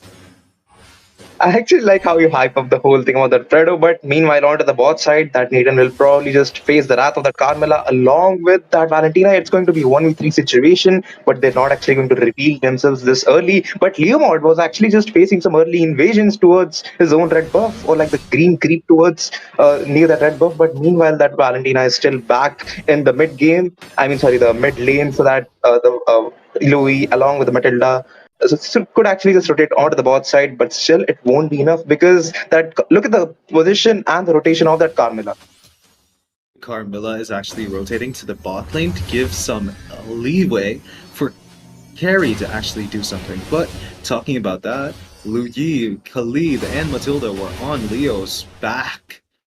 Matilda is trying to get some vision onto the Buriburi Zaimon team, but I don't think she can with half her HP gone. What are your thoughts on this? Man, that I'm still very excited about how fast that Carmela is rotating. But if you see on that Matilda, she's actually being fixated towards all those objectives. But meanwhile, the position of that Gato will actually just get him off guard because if the Xbox actually just reveals his position, it's going to be way too tough for him to escape. But there he goes. He actually wanted to steal the creep. But let's see, will he actually escape? He still has that revitalize onto himself. But the last insanity will might come in handy to just burst him down. Now the Phantom State has been used up to just go inside and take the kill, but will not actually get the kill over to themselves. But the fire missiles coming in handy along with that Khalmos take the kill over to that Cartwood. But meanwhile, the fire missiles are actually more than enough. IMU used up along with encircling eagle from that Medidla, but not enough to take the kill along with the last insanity used up. Look at the red speed, they're still fighting back as far as they can, but it's going to be a first blood in the hands of that Xbox. This turtle might get contested again because there's like 4 people ready to go on that turtle. What a good team fight coordination from both of these teams. Very much so. I'm going to be honest with you. Carmilla going down was such a shocker. I didn't expect Carmilla to actually engage that bad, but the last insanity was there to actually secure that. Made sure that Carmilla knows she will be punished every time she actually over-engages, overextends. She will be punished. Team fight's happening. Do you want to take over?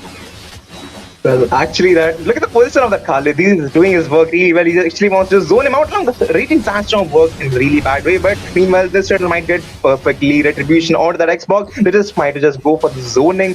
But how perfect zoning that actually was! That Khalid just disrupting the position of that Leo mod, and that Xbox just marking that turtle to just melt him down and get the perfect retribution on himself. But so far, so good for both of these teams because it's only as a first blood for that Xbox. The first blood was going down like Carmilla. Xborg got the extra juicy 200 extra gold.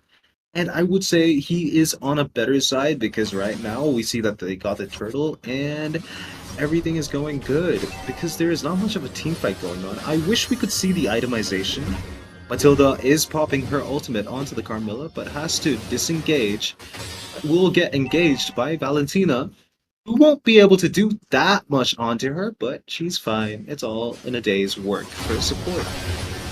That actually want to just go for the contest of that gold crab, but they actually wants to take the kill over that Carmilla. Like, look how fast she runs. Like, the all three people were just targeting that Carmilla hard, but she knows what to do right now. She'll probably just go for the recall, but meanwhile, on to the top side, it's going to be a one-win brawl against those EXP laners. Khalid just making sure the wave has been frozen, but still, Gato has the two things, so he has the upper hand because the basic attacks actually gives him a life steal. Probably just going for a rotation onto the top side. But do you actually think they'll be able to burst down that Gato? Not actually, because right now I saw that Gatot actually bought the Thunderbelt, which will make him a little bit more tankier and would want him to engage. He will be looking in for an engage to punch somebody just to get one stack. And one stack at a time, every single drop matters because every single drop makes the ocean.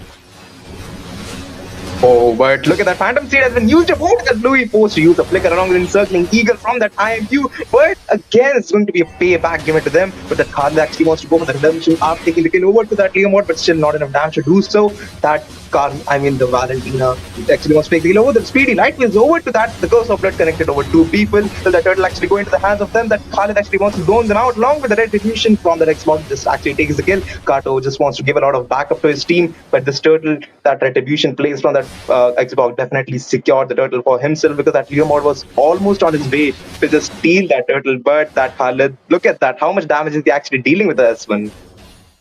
He's dealing a lot of damage, but we can always remember that Khalid is going to fall off if he doesn't buy enough damage items in the late game.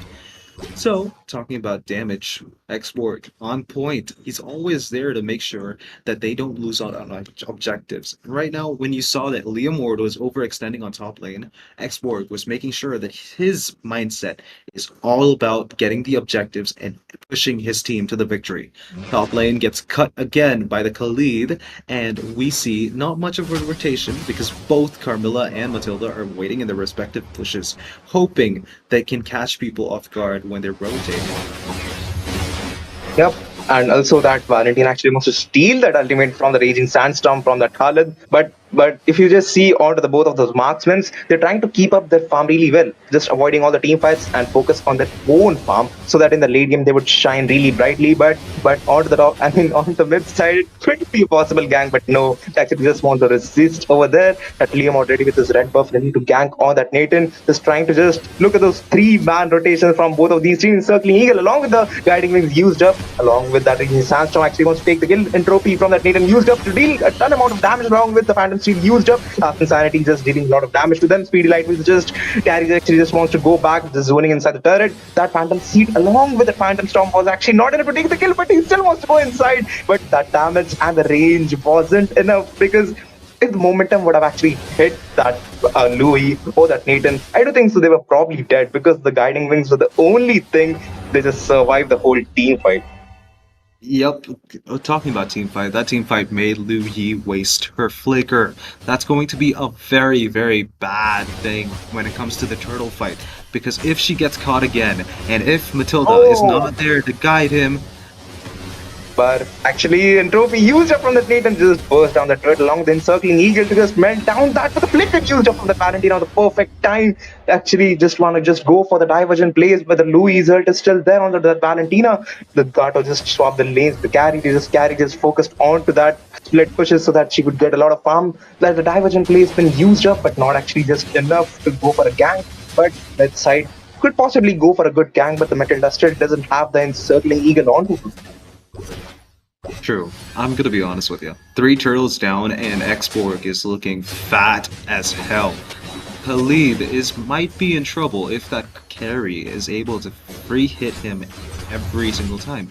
Talking about free hits, Nathan got a few free hits on the Gatot in the bot lane. Yup, I mean, also like look at this item. See, I mean, both of those marksmen are just too fixated with just getting their own farm, like selfish for themselves, so that they could actually just shine the late game. But meanwhile, you could just see a gank happening onto the top lane, circling Eagle used up. That Carmilla is actually looking for a good setup with the Louis with the Yin Yang over. I mean, look at that damage onto them. It's going to be a double kill. But so they actually just want to go and fight back with the Phantom Seed from that Leo mod used along the Raging Sandstorm. But that's not actually enough to get the kill over to them. They just want to just shut down that Leo mod. But I mean, look at that. He was actually just going for a fight, but then he escapes by looking at how many people are ready to just take him down. Pretty much so. Nathan has no chance. I don't know why he actually engaged with the entropy and had to back off, but that was a smart decision because right now nothing much is happening except the Avatar hitting onto the ground, trying to catch the Matilda. The flying Matilda cannot be caught without a lot of CC. Unless you're a Franco, you can't catch that. I mean, that was barely missed, but meanwhile, onto the mid side, that Valentina just wants to go with aggressive gameplay, but the Phantoms used up onto two people, actually wants to take the kill over them. The Raging Sandstorm used up along with the Curse of Blood will actually just win this team fight because all I see right now is like the brawl happening against the 3v3, that Leo mod along with the Phantom Seed. I mean, all that he could just do is push them up and just get a good Phantom Storm so they could actually just get the kill for themselves. But again, it's going to be a cartoon against that Louis, and the Khaled just wants to bait every single utility as he has, and all that he baits out is the Revitalize. All that he baits out is the Revitalize and Exborg. Waiting in on the Lord, and I don't think it's going to be an early Lord. Do you think it's going to be a contest between both teams to get the early Lord? Well, actually, we would see a lot of fight along with the Encircling Eagle, along the Phantom Seed. He is targeting that Nathan and Louis very hard as much as he can. Raging Sandstorm along the Flicker has been used up. The Speedy Light is along with the Nathan. That's going to be pretty much it. The Curse of Blood along with the Cut of Ultimate just dealing a lot of damage along with Last Insanity, taking the place over that carry and shutting him down. That Carmela is the only one left. It's going to be a triple kill for that Xbox. He's just might want to just go for a Maniac, but all that he needs right now is that cartoon skill. But he's still far away. They just might want to just focus onto that Lord, but that Khalid just want to disrupt themselves and just zone it down. But that, oh my god, that sacrifice, it was way too overextension. It could actually just count it as overextension, but the guard told. And that Valentina is still back into the game because the Nathan and that Xbox is still not enough to get that Lord for themselves. That Louis Divergence is still on point, just giving a good rotation for their own team. Rotation, yes, because last time, if you saw in the top lane, both of those people who were defending on the top lane got caught off guard. Matilda, Louis, and wait, I think it was the Khalid. I guess it was. But all three of them got most of the defending top lane people, including Gatot and the Carmilla. It was insane because in the end of the day, I didn't really think that much damage could come out of nothing. Talking about that, there is a damage coming in the mid lane. Actually, they were just trying to wait out every single utilities they have, but the IMU it actually just take a lot of time for them, so that Carmilla just wants to bait out them the position so that actually just come in handy to themselves. But that vengeance has been used up from them. There's no Firaga onto that Xbox. He just might want to just use the fire missiles onto that plot to just get the stacks up. That Gerto just going with his ultimate. So the entropy used to escape from that situation. That Khalid just wants to go way too aggressive with the Raging Sandstorm that he has and takes the kill over to the Vanity. Now, actually the Louis who secures the kill with the Dispersion. It is a great play, but let's see, will they actually go for a good contest over to that Lord? But it's going to be a Louis might want to just go down against like four people. The Curse of Blood connected on to the no win. The carry actually takes the kill over to that Louis. Just want to just fight back for that Lord, but they would actually no one to just focus onto that Lord. That Xbox just takes the Lord for himself. It's going to be four people just retreating back on time. Those four people on the blue team, red team, Buri Zaimon didn't really actually have a chance to take the Lord, but Xborg got the free Lord, and blue team, Brand Blue, finally got a kill for somebody other than Xborg because Xborg had 8 kills up until now, and the total number of kills were 9. Xborg is now trying to push the top lane, trying to put some pressure on, while the mid lane is getting pressured bad. Whoa, but that Raging Sandstorm used up along with that Leomord using that ultimate to just get the kill over to that Khalid, but the Winter Crown has been used up. You see the last Insanity from the IMU from the Valentina has been used up. Just trying to deal as much as dash possible. It's going to be a 4-man Curse of Blood. It actually wants to take the kill over to them, but that Leomord is still far away. But you know what? Even after the Winter Crown has been used up on that Khalid, if that's not enough, he could just use the S2 and heal himself back if that's like much more of it.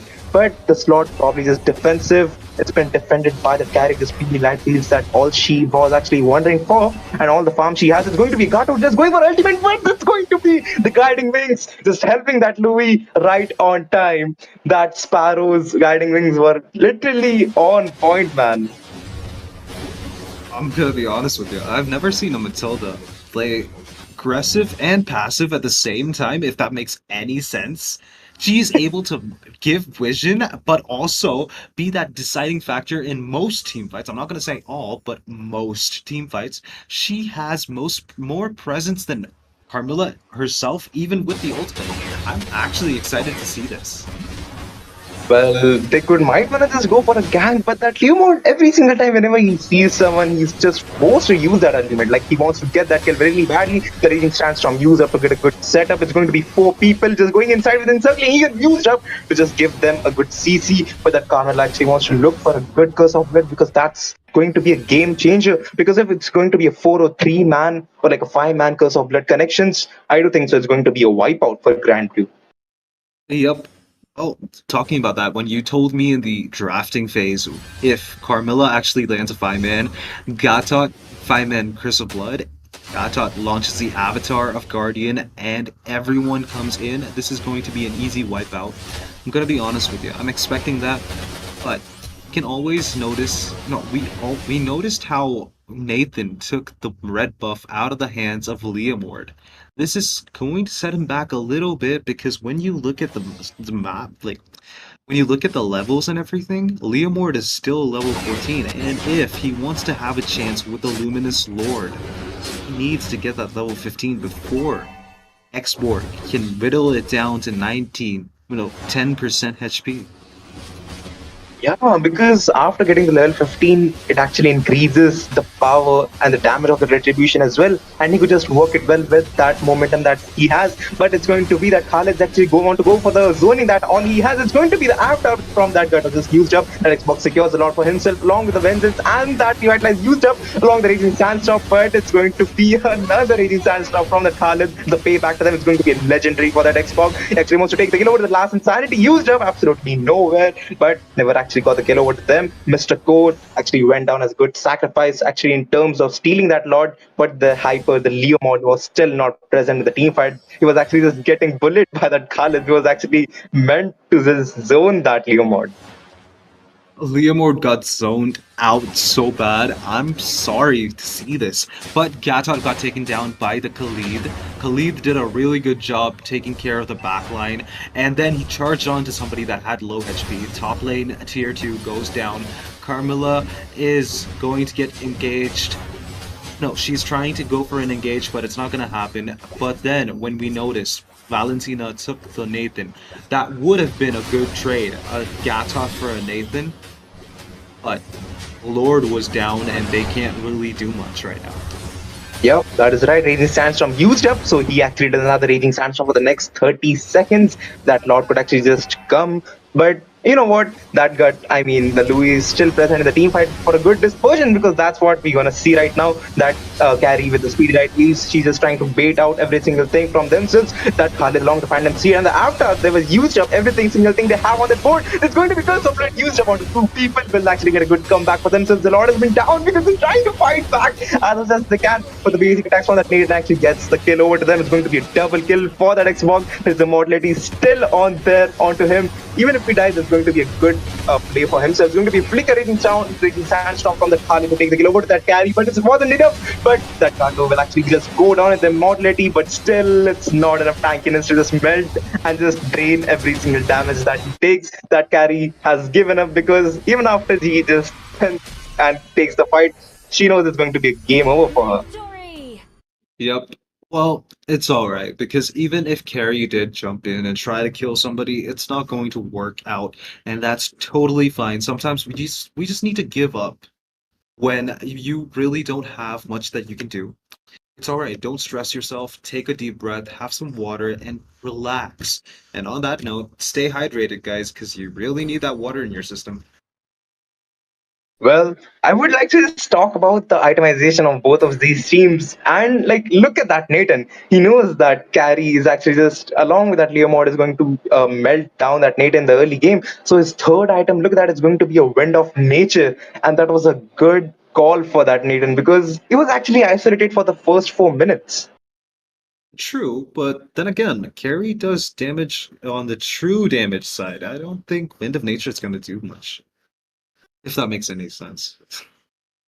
Well, that's right, but talk about the Leo mod because along with the Phantom Steed, he actually just targeted Nathan as hard as he can along with the Gartot. He was going with a good combination for that Carmilla, but the Curse of Blood you just saw in every single team fight was just missing barely on every single thing. I mean, there was absolutely no connections by the Curse of Blood as well. You've seen that. Yep, I'm gonna be honest with you. Liam Ward lost onto a lot of momentum, quote unquote. Yes, I'm punny. Then again, Liam Ward lost a lot of momentum because of how much he was staying behind his whole team. He was not really engaging, unless, of course, he was engaging 1 versus 2 or 1 versus 3, which was bad decisions on his side. But it's all right because sometimes it happens, I guess.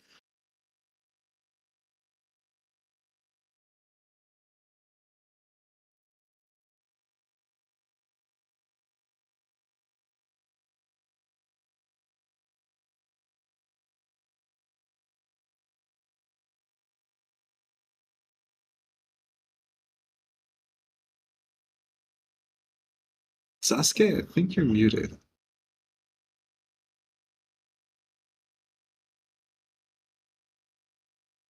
That would be the joke of all time because I was just passing down some important information without being noticed that I was actually muted. But yeah, that was quite an exciting match. Those speculations and the analysis coming in from both of you were just on point. And low down, I was vouching for Buri Buri Zaimon because Shin-chan is one of my favorite cartoon when I was a kid, and definitely most peoples too were vouching down for Bully Simon, but it will be the Grand Blue, I believe, who won the game for step for the state Assam. But viewers, let's not go ahead because we have some exciting matches as Celsius Esports will be the one taking down Flame Blaze Whitey in the next upcoming match. And definitely the registrations of this tournament are currently open. So if you have a team and you wanted to play it, register it right now. And definitely if you want to play it, you need to download the game.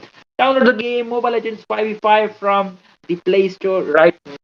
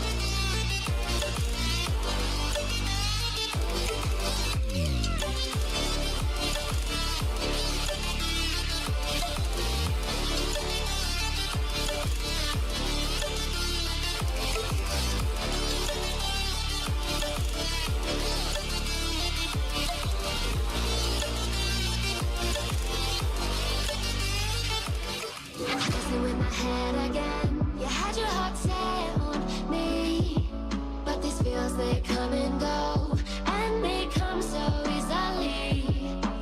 Tell me what it is about you that I can't forget, but you're breaking down my walls again just to set me free. Why do I, baby? Why do I love the way you are? We always leave me. Why do I, baby? Why do I love the touch but never love the feeling? Why Why do I, baby, why do I love the way you are, we always leave me? Why do I, baby, why do I love the touch but never love the feeling?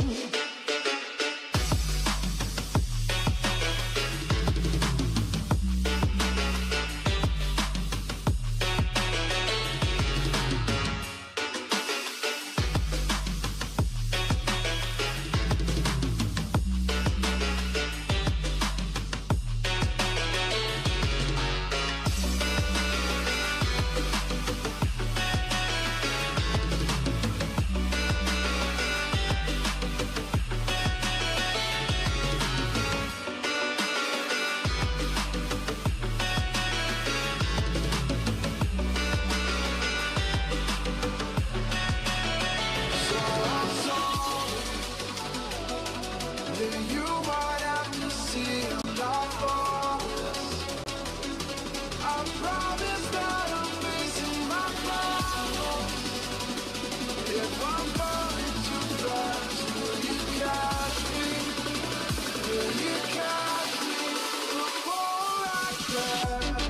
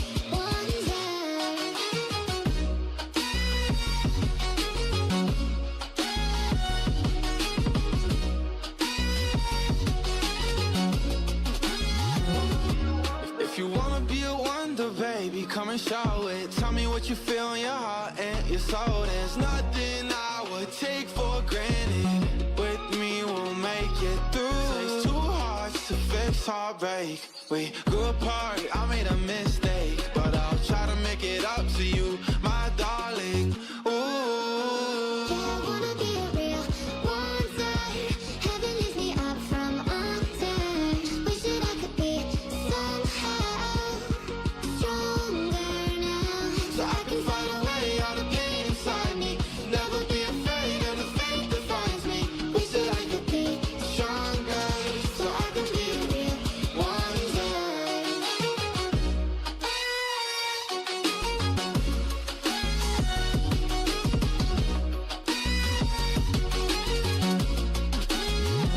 So I can fight away all the pain inside me. Never be afraid of the fate that finds me. Wish that I could be stronger, so I can be a real one day.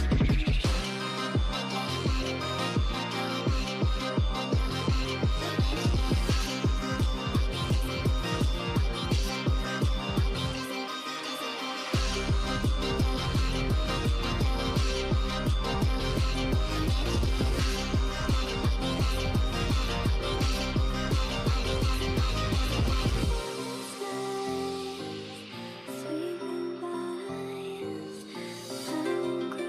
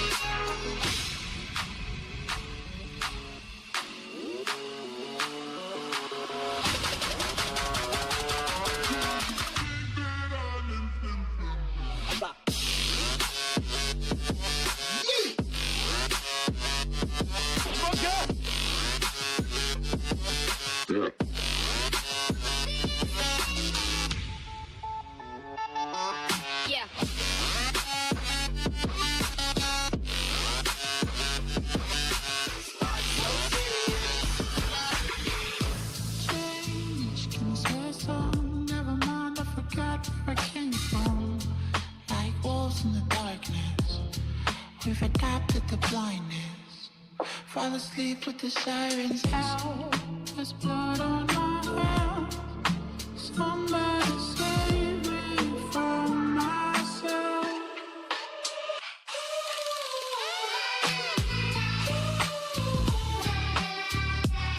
I'm off of the meds and it might get hideous. Why so serious?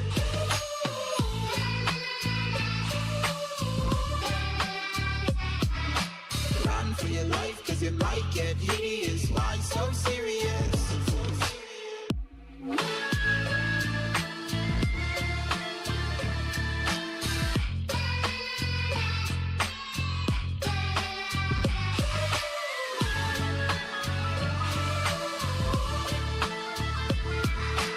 Run for your life, cause it might get hideous. Why so serious? It's true, baby, let the light shine through.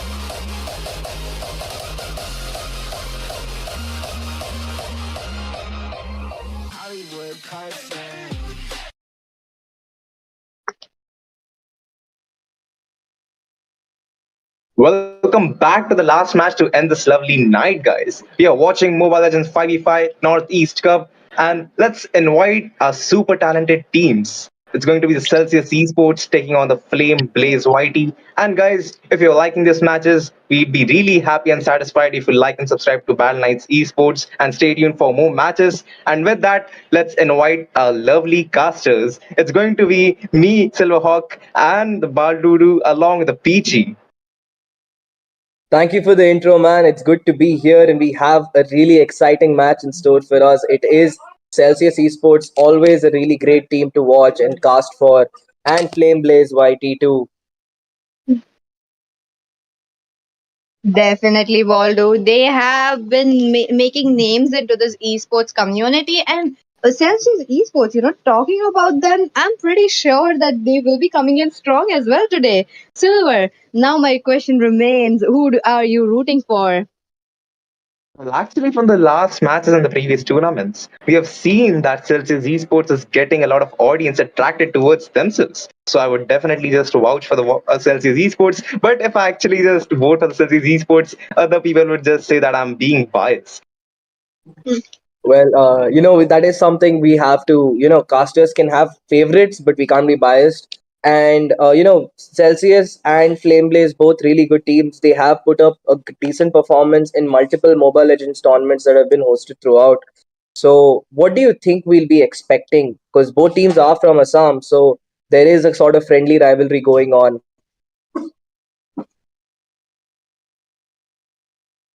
So, Well, talking actually, about Silver, you can go on.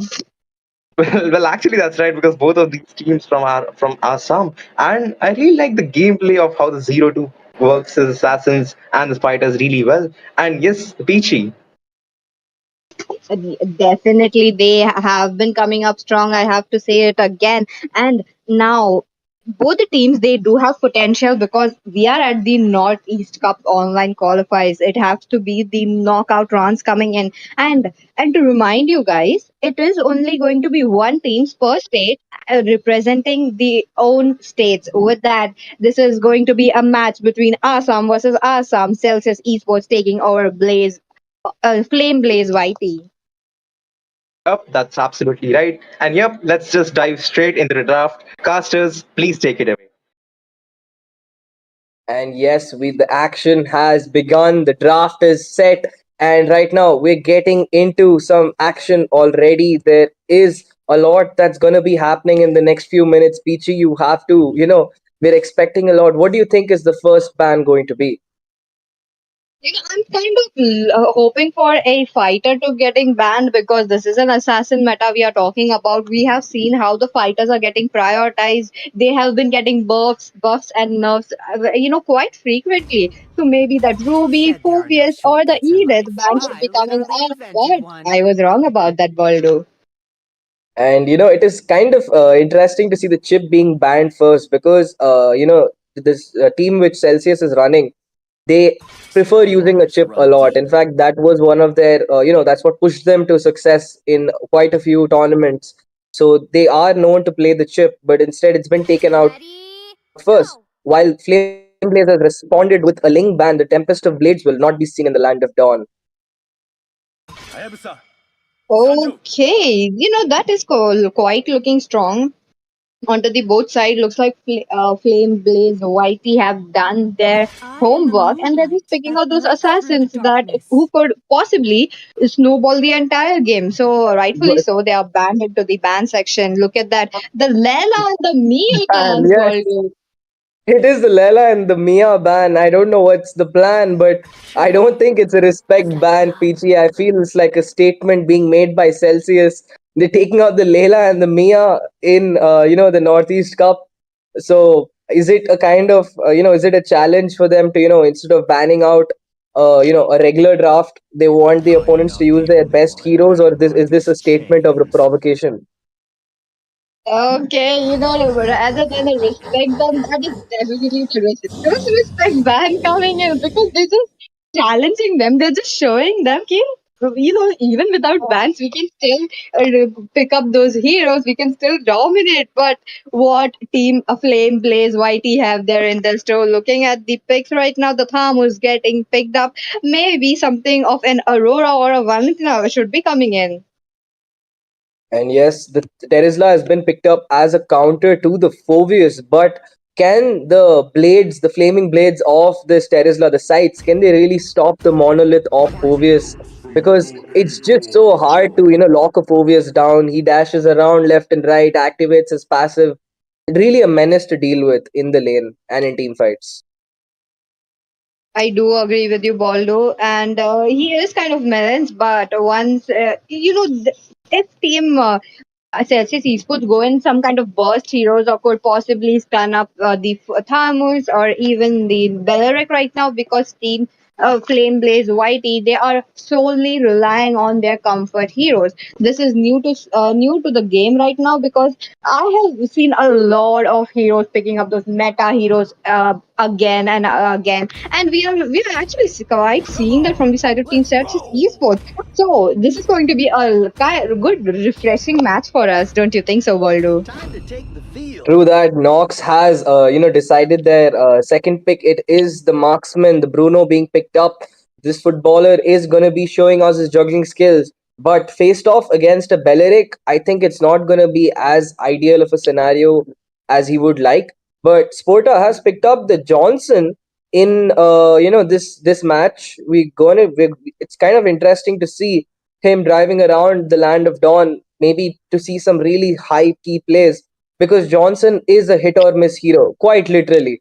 Because if you take your teammate into the wrong opponent, you're gonna end up actually making a major misplay. Oh, that is true. But I'm looking at the Johnson with the retribution. He had the flame shot. Now he Yes, has the retribution. What is happening, Bolu?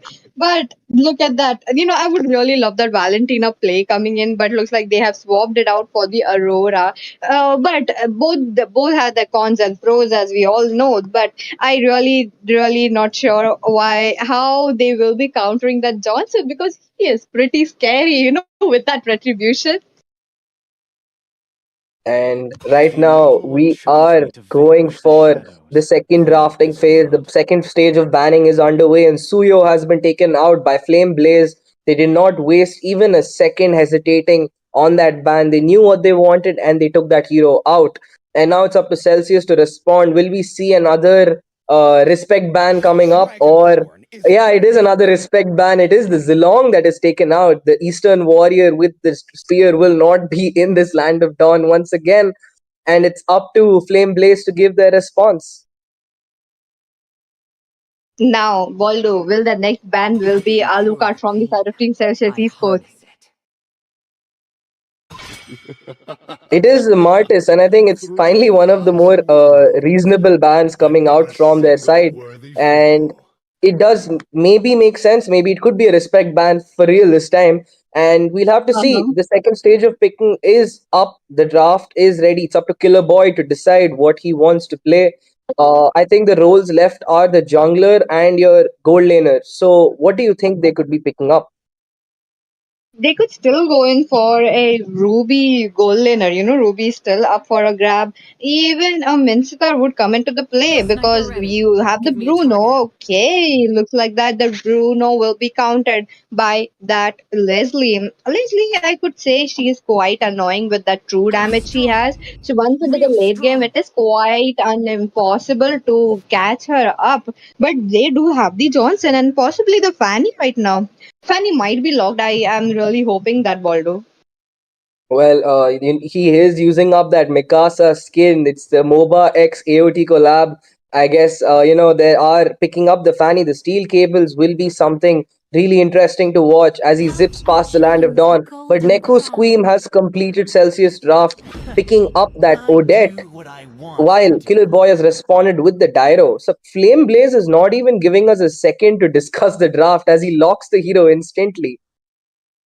Uh, uh, Definitely, this is kind of looking strong, I have to say. And they picked up a very good combo of Johnson and an Odette looking in, but the Tyrot will be the jungler from the side of Flame Blaze Whitey. And with that, Baldo, I have to introduce you a new caster. She is one of the best caster that I have been with, and she's none other than Sarah. She will be your partner for today. And Sarah, hello, Sarah, how are you? Hello, PG. Thank you for that beautiful welcome. And sorry, everyone, for the delay. I was actually stuck in traffic for quite some time and just managed to reach back. And Baldu, looking at the current draft, I would have to say that Team Celsius, they are definitely going in for a very, very cliche combination, that is the Johnson and the Odette. And looking at both of these teams, they would be going in for that standard rotation. But the side of Celsius, that Fanny would be starting on with his red buff. So the blue buff still stands at the risk of being invaded, considering there's a Belleric as well as the Deroth and Aurora. And you have, yeah, you did make a really good point there. You have to watch out for the Fanny who can come out with an invade at any time. And surprisingly, they're not really helping Dyro take his farm as fast as possible. They just want to try to get a win for Leslie in the gold lane. Yes, definitely, as you were saying that, but the goal line is currently looks like it's suffering a bit because that Belric and Leslie are playing the poke game with Bruno. And early game Bruno, he's still a bit weak until and unless he gets up his Hass's claws. But look at that, she is already there for the backup. And then the side of Team Celsius, they're actually going to focus towards that goal line because Bruno has an insane late game potential as long as he protects himself from that vengeance. But look at Fanny, she is already put chunked down pretty low with that, like the Belleric, and but the first blood would be secured by Aurora. That Dirot's early game shred that comes out so very beautifully. And look at him, he's not done. He's already engaging on towards the phobias, unaware of the Odette coming out there, who is also poking very hard. But the Fanny, she is going in for that chase. She's going in for that wall spam and manages to secure the kill on towards Deroth. She has to come back now. But look at Tammuz. She is also very low, and Fanny is the one who secures the one and more kill. But the cutthroat landing on towards Aurora passive has been put out, and Sporta secures the kill on towards that Aurora.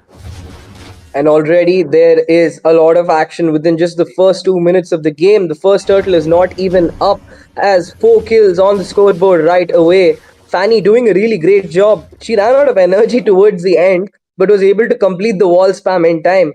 But the turtle is up. Both the junglers a little wary about stepping into, the turtles without picking up their buffs. Phobius on the bot side, dropping some poke onto this Thamus who does not have his ultimate yet. But on the top side, there is some action as Bruno picks up a kill, but Phobius still going on to 3. He does not want to stop. He's still taking some more damage. Heavy damage being taken up. He uses his flicker.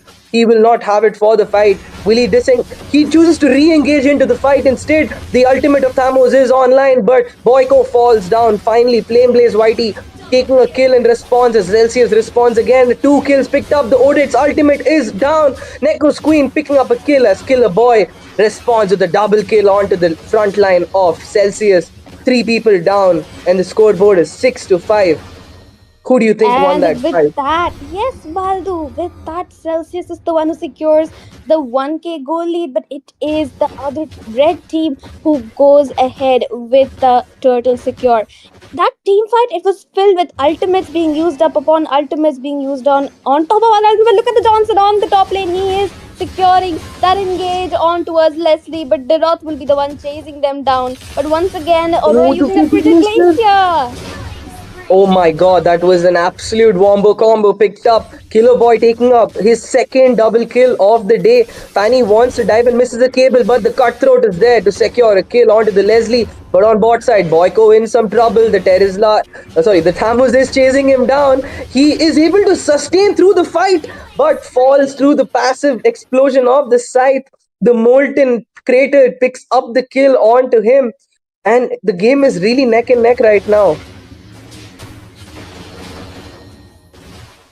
And looking at the match situation right now, Celsius is actually leading even after the red team securing that turtle. But look at Odette, he is already going in with that, the Fanny K securing those cables. But it is Belleric and Aurora with those ultimates who actually managed to win out that team fight.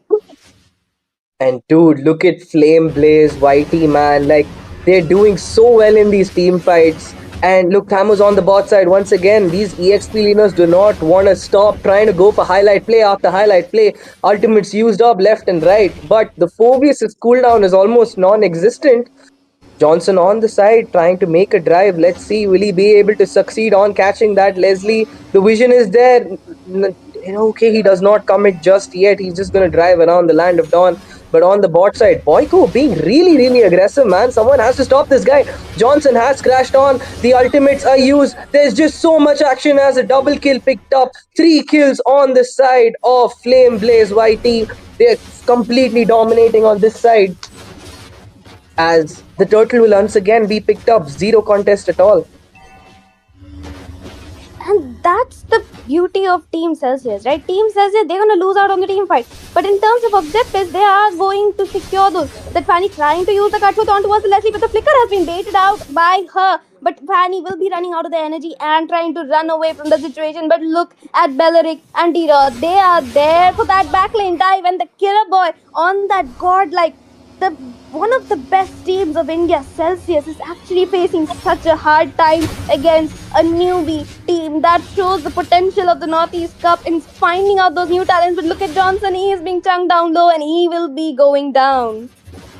And right now, on the bot side, while they picked up a kill, Thamos is in a bit of a tough spot. The damage of Odette is there. He cannot sustain the enhanced, footballs that is Bruno is slashing on to the Thamos. He could not sustain and falls. Finally, Celsius picking up some kind of scraps. But speaking of scraps, they picked up a free kill onto that Leslie. She could not sustain even for a second under that cutthroat that Fanny put down. Mikasa just too much to handle for Flame Blaze on the gold lane.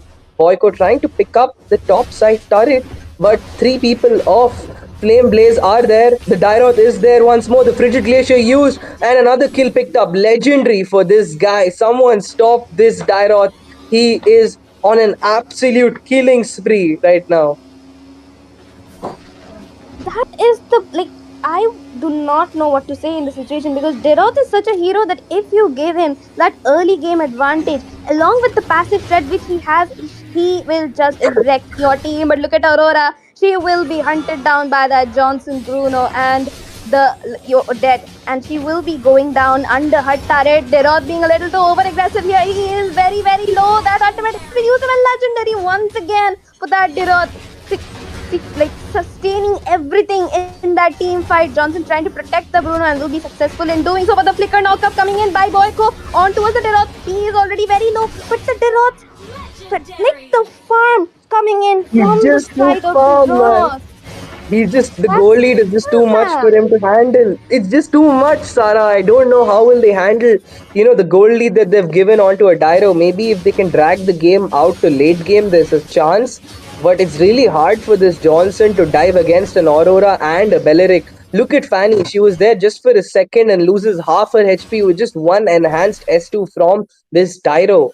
Just really, really difficult situation for Celsius Esports to be in right now. They have lost turrets. They've lost all their outer turrets except for the mid lane one, on the tier 3s. And they've not got any turtles to, for their name.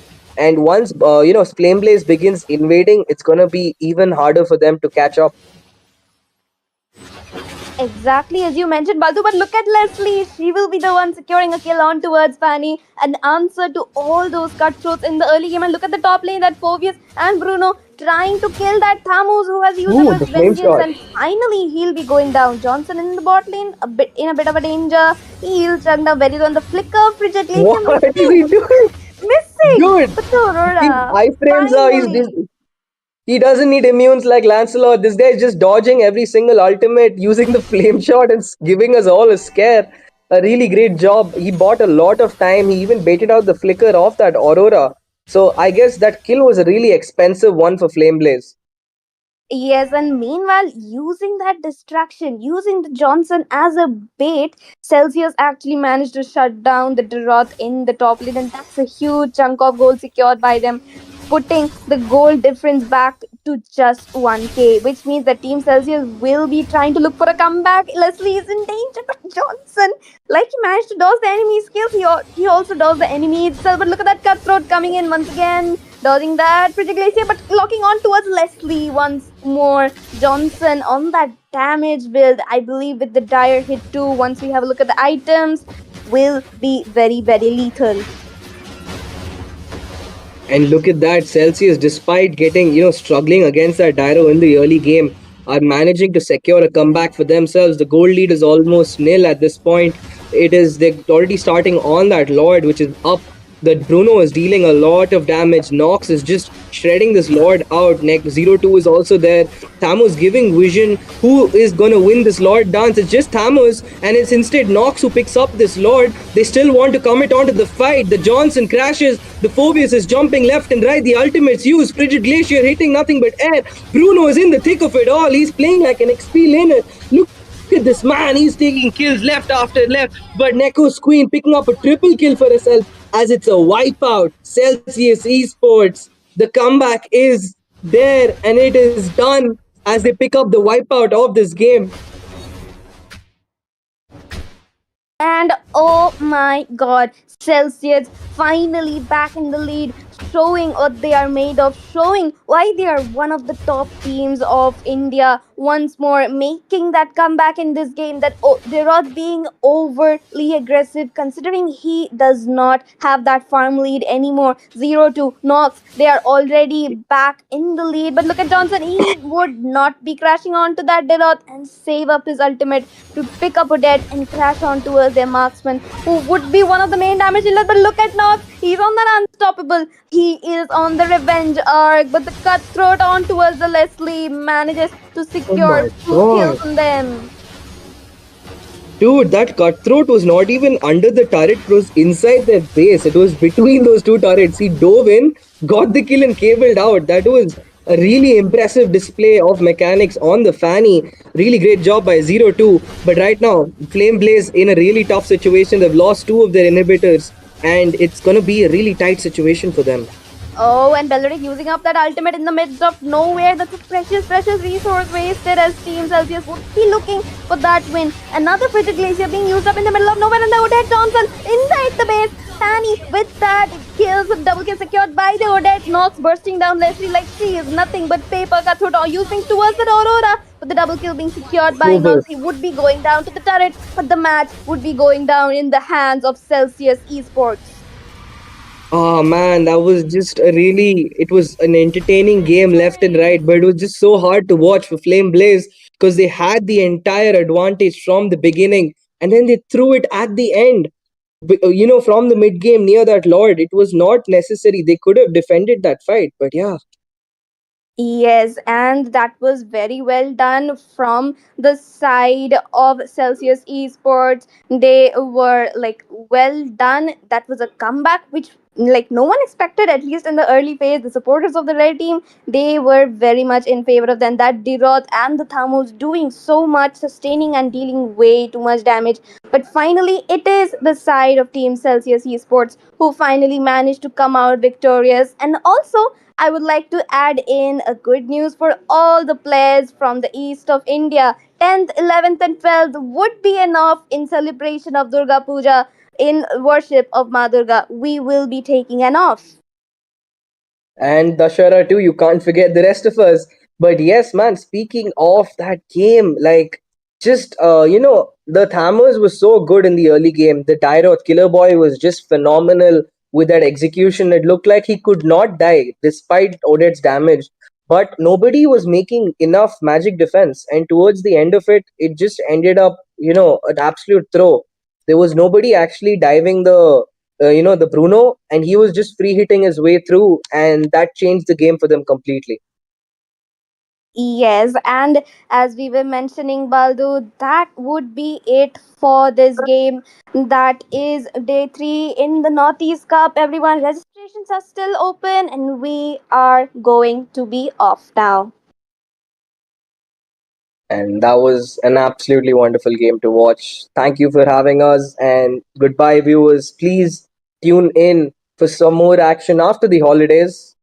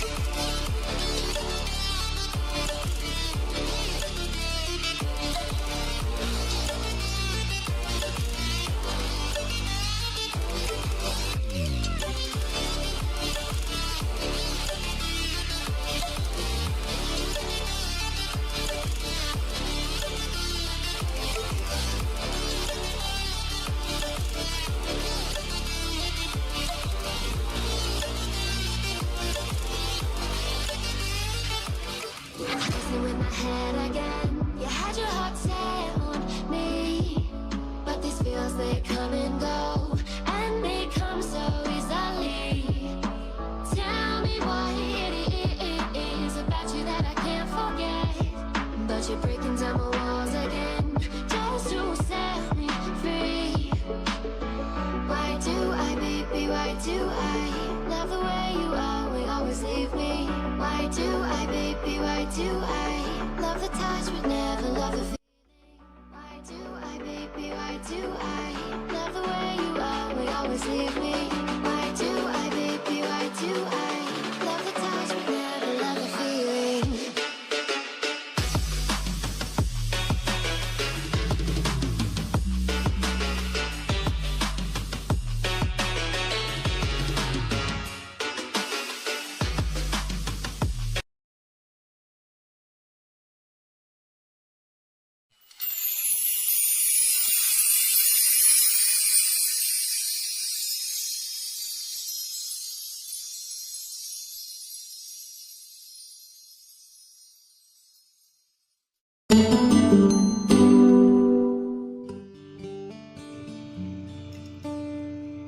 Imphal Hotel pung 3:30 Purel garido mafam chaba mada khamlamlaga masu manungda changli haina kiba mafam do yorokli nupi ama tungon thoktuna phamlaga leiriba tomda masu changsilei nupi dusu phukhagali hello ai Purel ai henthoi Purel mangak to khajik nomduna nupi duna phamliba sofa duki mayong nabada thariba sofa duda masu phamlei Hentoi ningsing mangsing tong hangi. Som senongma thawali cafe mada aiki khutaki coffee sin ki batubu Purel subabo rudre masu ningsing aktuna oh nubida du thengna kibado som hentoi go idero mani aiga ni thengna kibado oh hana thengna kiba misa koram le duri ado lakpa kem kuibirage haina kiba pungdi khajik hendokre traffic jam su khar oiba ngasisi Kaisu gaidida aisu yam kuibadi oidri ado coffee oina kausira yaida hendoina coffee haikibado ikui kuidana puthori hendoisu pakna ngangde adabu Purel dagidi henba natri Purel su pakna nganglaktri hendoina oina amuk hanglei ado mingause tamohaina sum mingsum kaunasida kaisu gaiba leitida ada jahidi khara khena jahigidi aina khara halamgani khali ado kaisum kaide mingsum kaunase mingau khakta khanbada matha sabagi thabakse ai pamdi adana mingsum kaunasira ming kaunabada henthoi nungai daba leibagi di khangsadri leiteda adugumba kaisum yai mingsum kaunarasi ado Purel di kanba department da leibirino home affairs da leizabani oh yam phai punsida mai papa moina bohonarakpada awabadi mayam thengnaraklamgani bo hoi mi kaubunina awabadi mayam thengnare haibaduni adabu aidi thoina khanjineda somsu afawbu doctor amani haidana ekoi babana hai karamba line doi birino surgeon oina pujabani sija hospital da pui haigum sudawi au mani Purel khudang thangatuna pungengi pungse mari hinjalagadore nongmau thengnerse kanaga lake gari yorkra au aisu gari pure adudi thokna badawsira hoi Purel gi mang thaduna hentoi ga puna thorakle gari park toramba mafam du phau hentoi aroi boina amuka adudi ayimu haidokhrage hoi ayuki pung nipan khare helakpa kani Purel amadi mapai bungoga punna imungda janglaktuna mayai ka adu da phamle leimahansu cha puthoraktuna masu sofa amada phamthei makoi samkya cha se thamo thamo ado ibom cha do kamai ta horage kyam thina sokhoge mi laiba phabadi makok ta gaida sokhok dobana yamna phakre gari gi mapu duna su paisa mateng khara tawrami hai huine inthok panida kadum dagi bu thingjan biramino khangdini Purel na mukhumnei yu khra ngaw buzanida adagi gari thorokli budo angang akta soina tawi khongduna khara takhibana matam kharadi hogot pangangani thajadi ma budiras namo ish thabok mayam siga matha onthokna sadori daide ngasi chu thabok subi mayam gi selfie bataban isana ga khara sunjilakpaga matha amu mu hablare tawrise ibomsa yawdrabadi ai su khong namu tekpaga chap manari bani ne tawrise lu dawrida Baba, mayamgi pisado ay office nga yauraga ay haitharuragi. Nangsu nathawga chinbaduda problem amadi oidoribani. Yani daba matam kharadi aini yengsimba haibaduni. Lay mahanna adudi ay chaka mukta loisilukige. Loisiluro pisado thoibana pirurage harabanina nangna bhona bahaiduni. Somdana Ronina Kaka cha Imoba Sasatu Lawi Tajogi Zadi Angong Namu Hari Yare Aidine Jack Tok Padangari Roni Nangding Asi Tabuk Suti Tabro Au Kaka Nasi Eko Fiski Wena Suti Tare Tanjadu de Romasu Tongalum de Gijangli Imoba Bu Uraduna Hema Imoba Nang Sulamidana Awidema Ronia Imagi Sasado Amakak Hiro Roni hoi hairamduna chalo bu changki imoba kutta pairiba cha glass adu thamkiduna kuruda kuning sauna phamlaga tablapna angauda wa haudori tajo ayangna tajo wari sa sai se atai wa phom kashina deda ibe ma ingelga itei ma tamphaga bo tajo na chatlaga mukta kobi bana chumnaidra imoba gi wada taraga angau kari sukhum lakte mamai khajik luk thaki jehi kya di sure tongana lekhribase Asuk sang mujahi se nongmata chapirudana kari jari thakli kari awadapa nongmata phawba hangudriba tajogi wakhaldani aina ngalise yumase ichangan bagi saruk chawna yauribani aduga itei moina kanasu leijadraba matago sang macha adada tarak leiribase kanana thukanban handa mukti romasa tapna hairi imoba nangna hairiba wado yamna chumkhri aina dina hanta so hairibani amukta chappiu haidana Roni su cha putuna thori mayamgi wado masu tumin tari angona imoba ayibu kaido haibano ai nu mamadi ai su chatlu dabadi natedana makhoi bu kauba adubu mapal phawba thorakti saurini haidana numit aduda tajawna chaliba khuchalak chatubu chumlibro yu taptaba makai thaksinlaga chalibadubo khana hobo chatpaga chamanadro amukta khalluni tasukso Roni su tamna khumnai kaka Aisu iche ki ma chawbiga gi mafam dadi yamna lankhre aina tawkhiba afa phata khudima ai loina ningsingjai adubu kaka abok leiringai matamda abong iche madi ibani gi mafam da thamkhiba khenabagi mini sizinakiba wahi wata mayamado angang oiribasu aina yamna chakna nungai khide pungningdana iche madi ima chawbigi afaba wakal khanba ngamlakte jehi mari duda ai iche bu yamna sawningki khanaba khuding abong iche gi michang changduna aingona thina chaibi khiba mayamaduna ai phattaba wakhal ngakta khaningi imaga ikhoini nadi pumnamakki mafamda yetpani haibase ai su khang adubo aboki khetnabagi mitengda ai jebu phana khanbus ungum khidaban aduna bok leiringaida wama phawba ngangba ngam khidabuduna ichena waba khasi uba aina khandaruba tawrudana penba pokhibani matamamagi aingonda pokhiba nungaitaba mayamado abongna leitraba matung Ichega ima chawbigada aigi bebar yamna kaikhri kaka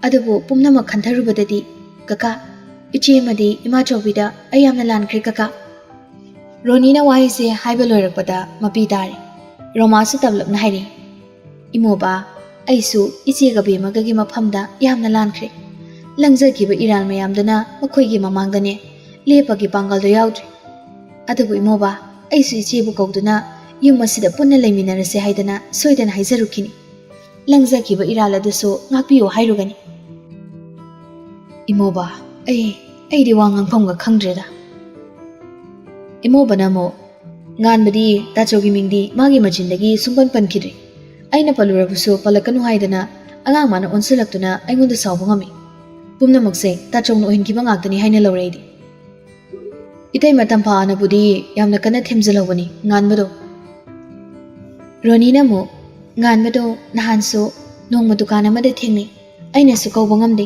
mana su kauramde aibu yamna warawramgani thaina dagisu aibu warokhrabani manadi kakadi iche amadi ima chawbigi manakta athubida chatluge haina khalaise yamna kuiri adubu chaluraga mo nangna chatba chataba haibadudi nangi apambanini kakagi oyo modke sumhaininga leiti adubu itei matam phaga ichaga dugadine miyoibagi thawalon kaiba misakti nate fare ngasigidi ayamu hankrage angau namo horen chagi sing phajana charaga oina halodani moba Tatro, I chak chazaroi.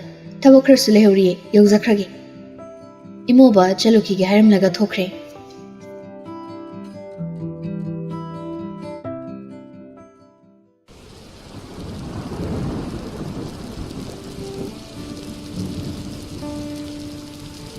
Nungthilgi pung mari khare helakpa kani. Purel so office gi thoraktuna kaising makoini samukong tamna lai.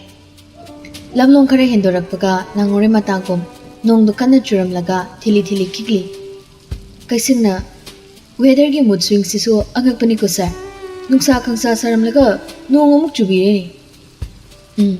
Ado nungdi nungai tro ingna chatpasina. Hoi, nungai bidi nungai. Muang sawdabasi.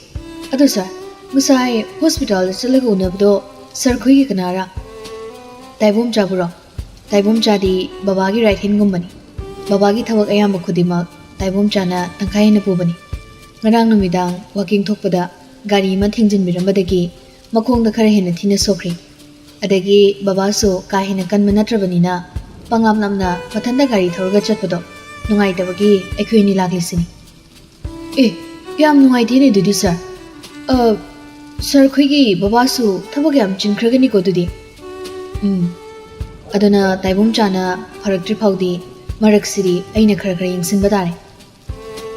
Sir, office suti tharsu sir gi personal thabak chathok khotok ningba laikrasu ko aibu call to bio ai dum lake sir. Gari gi sit aduda masa pumba ngathaduna phamlambadagi chapting na phamlai. Sabung kho khunau leirak haijin pham aduda nong marak aduda satin siyawda ichocho na gari macha amaga leplibado yoksilaktrngai. Laptang na urakpani gari thoriba kaising na hairi. Kaising asidam ta khamani.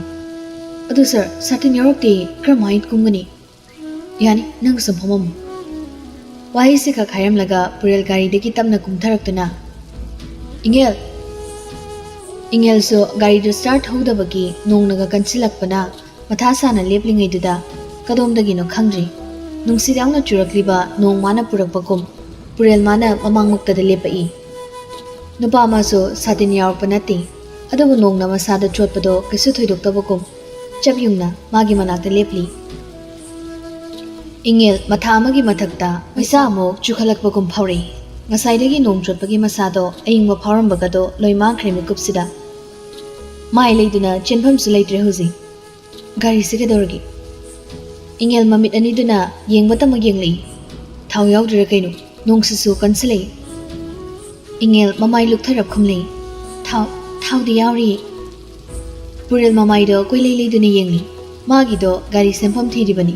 Adabu makhoina leblibasidi lamangni. Ikokokko maphamni. Mangda yenglure chingni. Nakalda yenglure labuk ngaktani. Lambi matik sida workshop ti lairedana. Kana amagi yumphau tabanati. Workshop pu amta udeni. Yanida aisum tamni inkrabaso kisum kaidre yum yaudore. Phone yaudro. Yaudi call tawduna kananomta thorakna ba haikodana. Purel naga ngaglibado ingel manakong aduda hapchinbam khangre haibaduni. Leblibado phau tukhigadawba gumbani. Mikupsida mana purakliba gari gado langthuamaga cheningakpado hek phawre.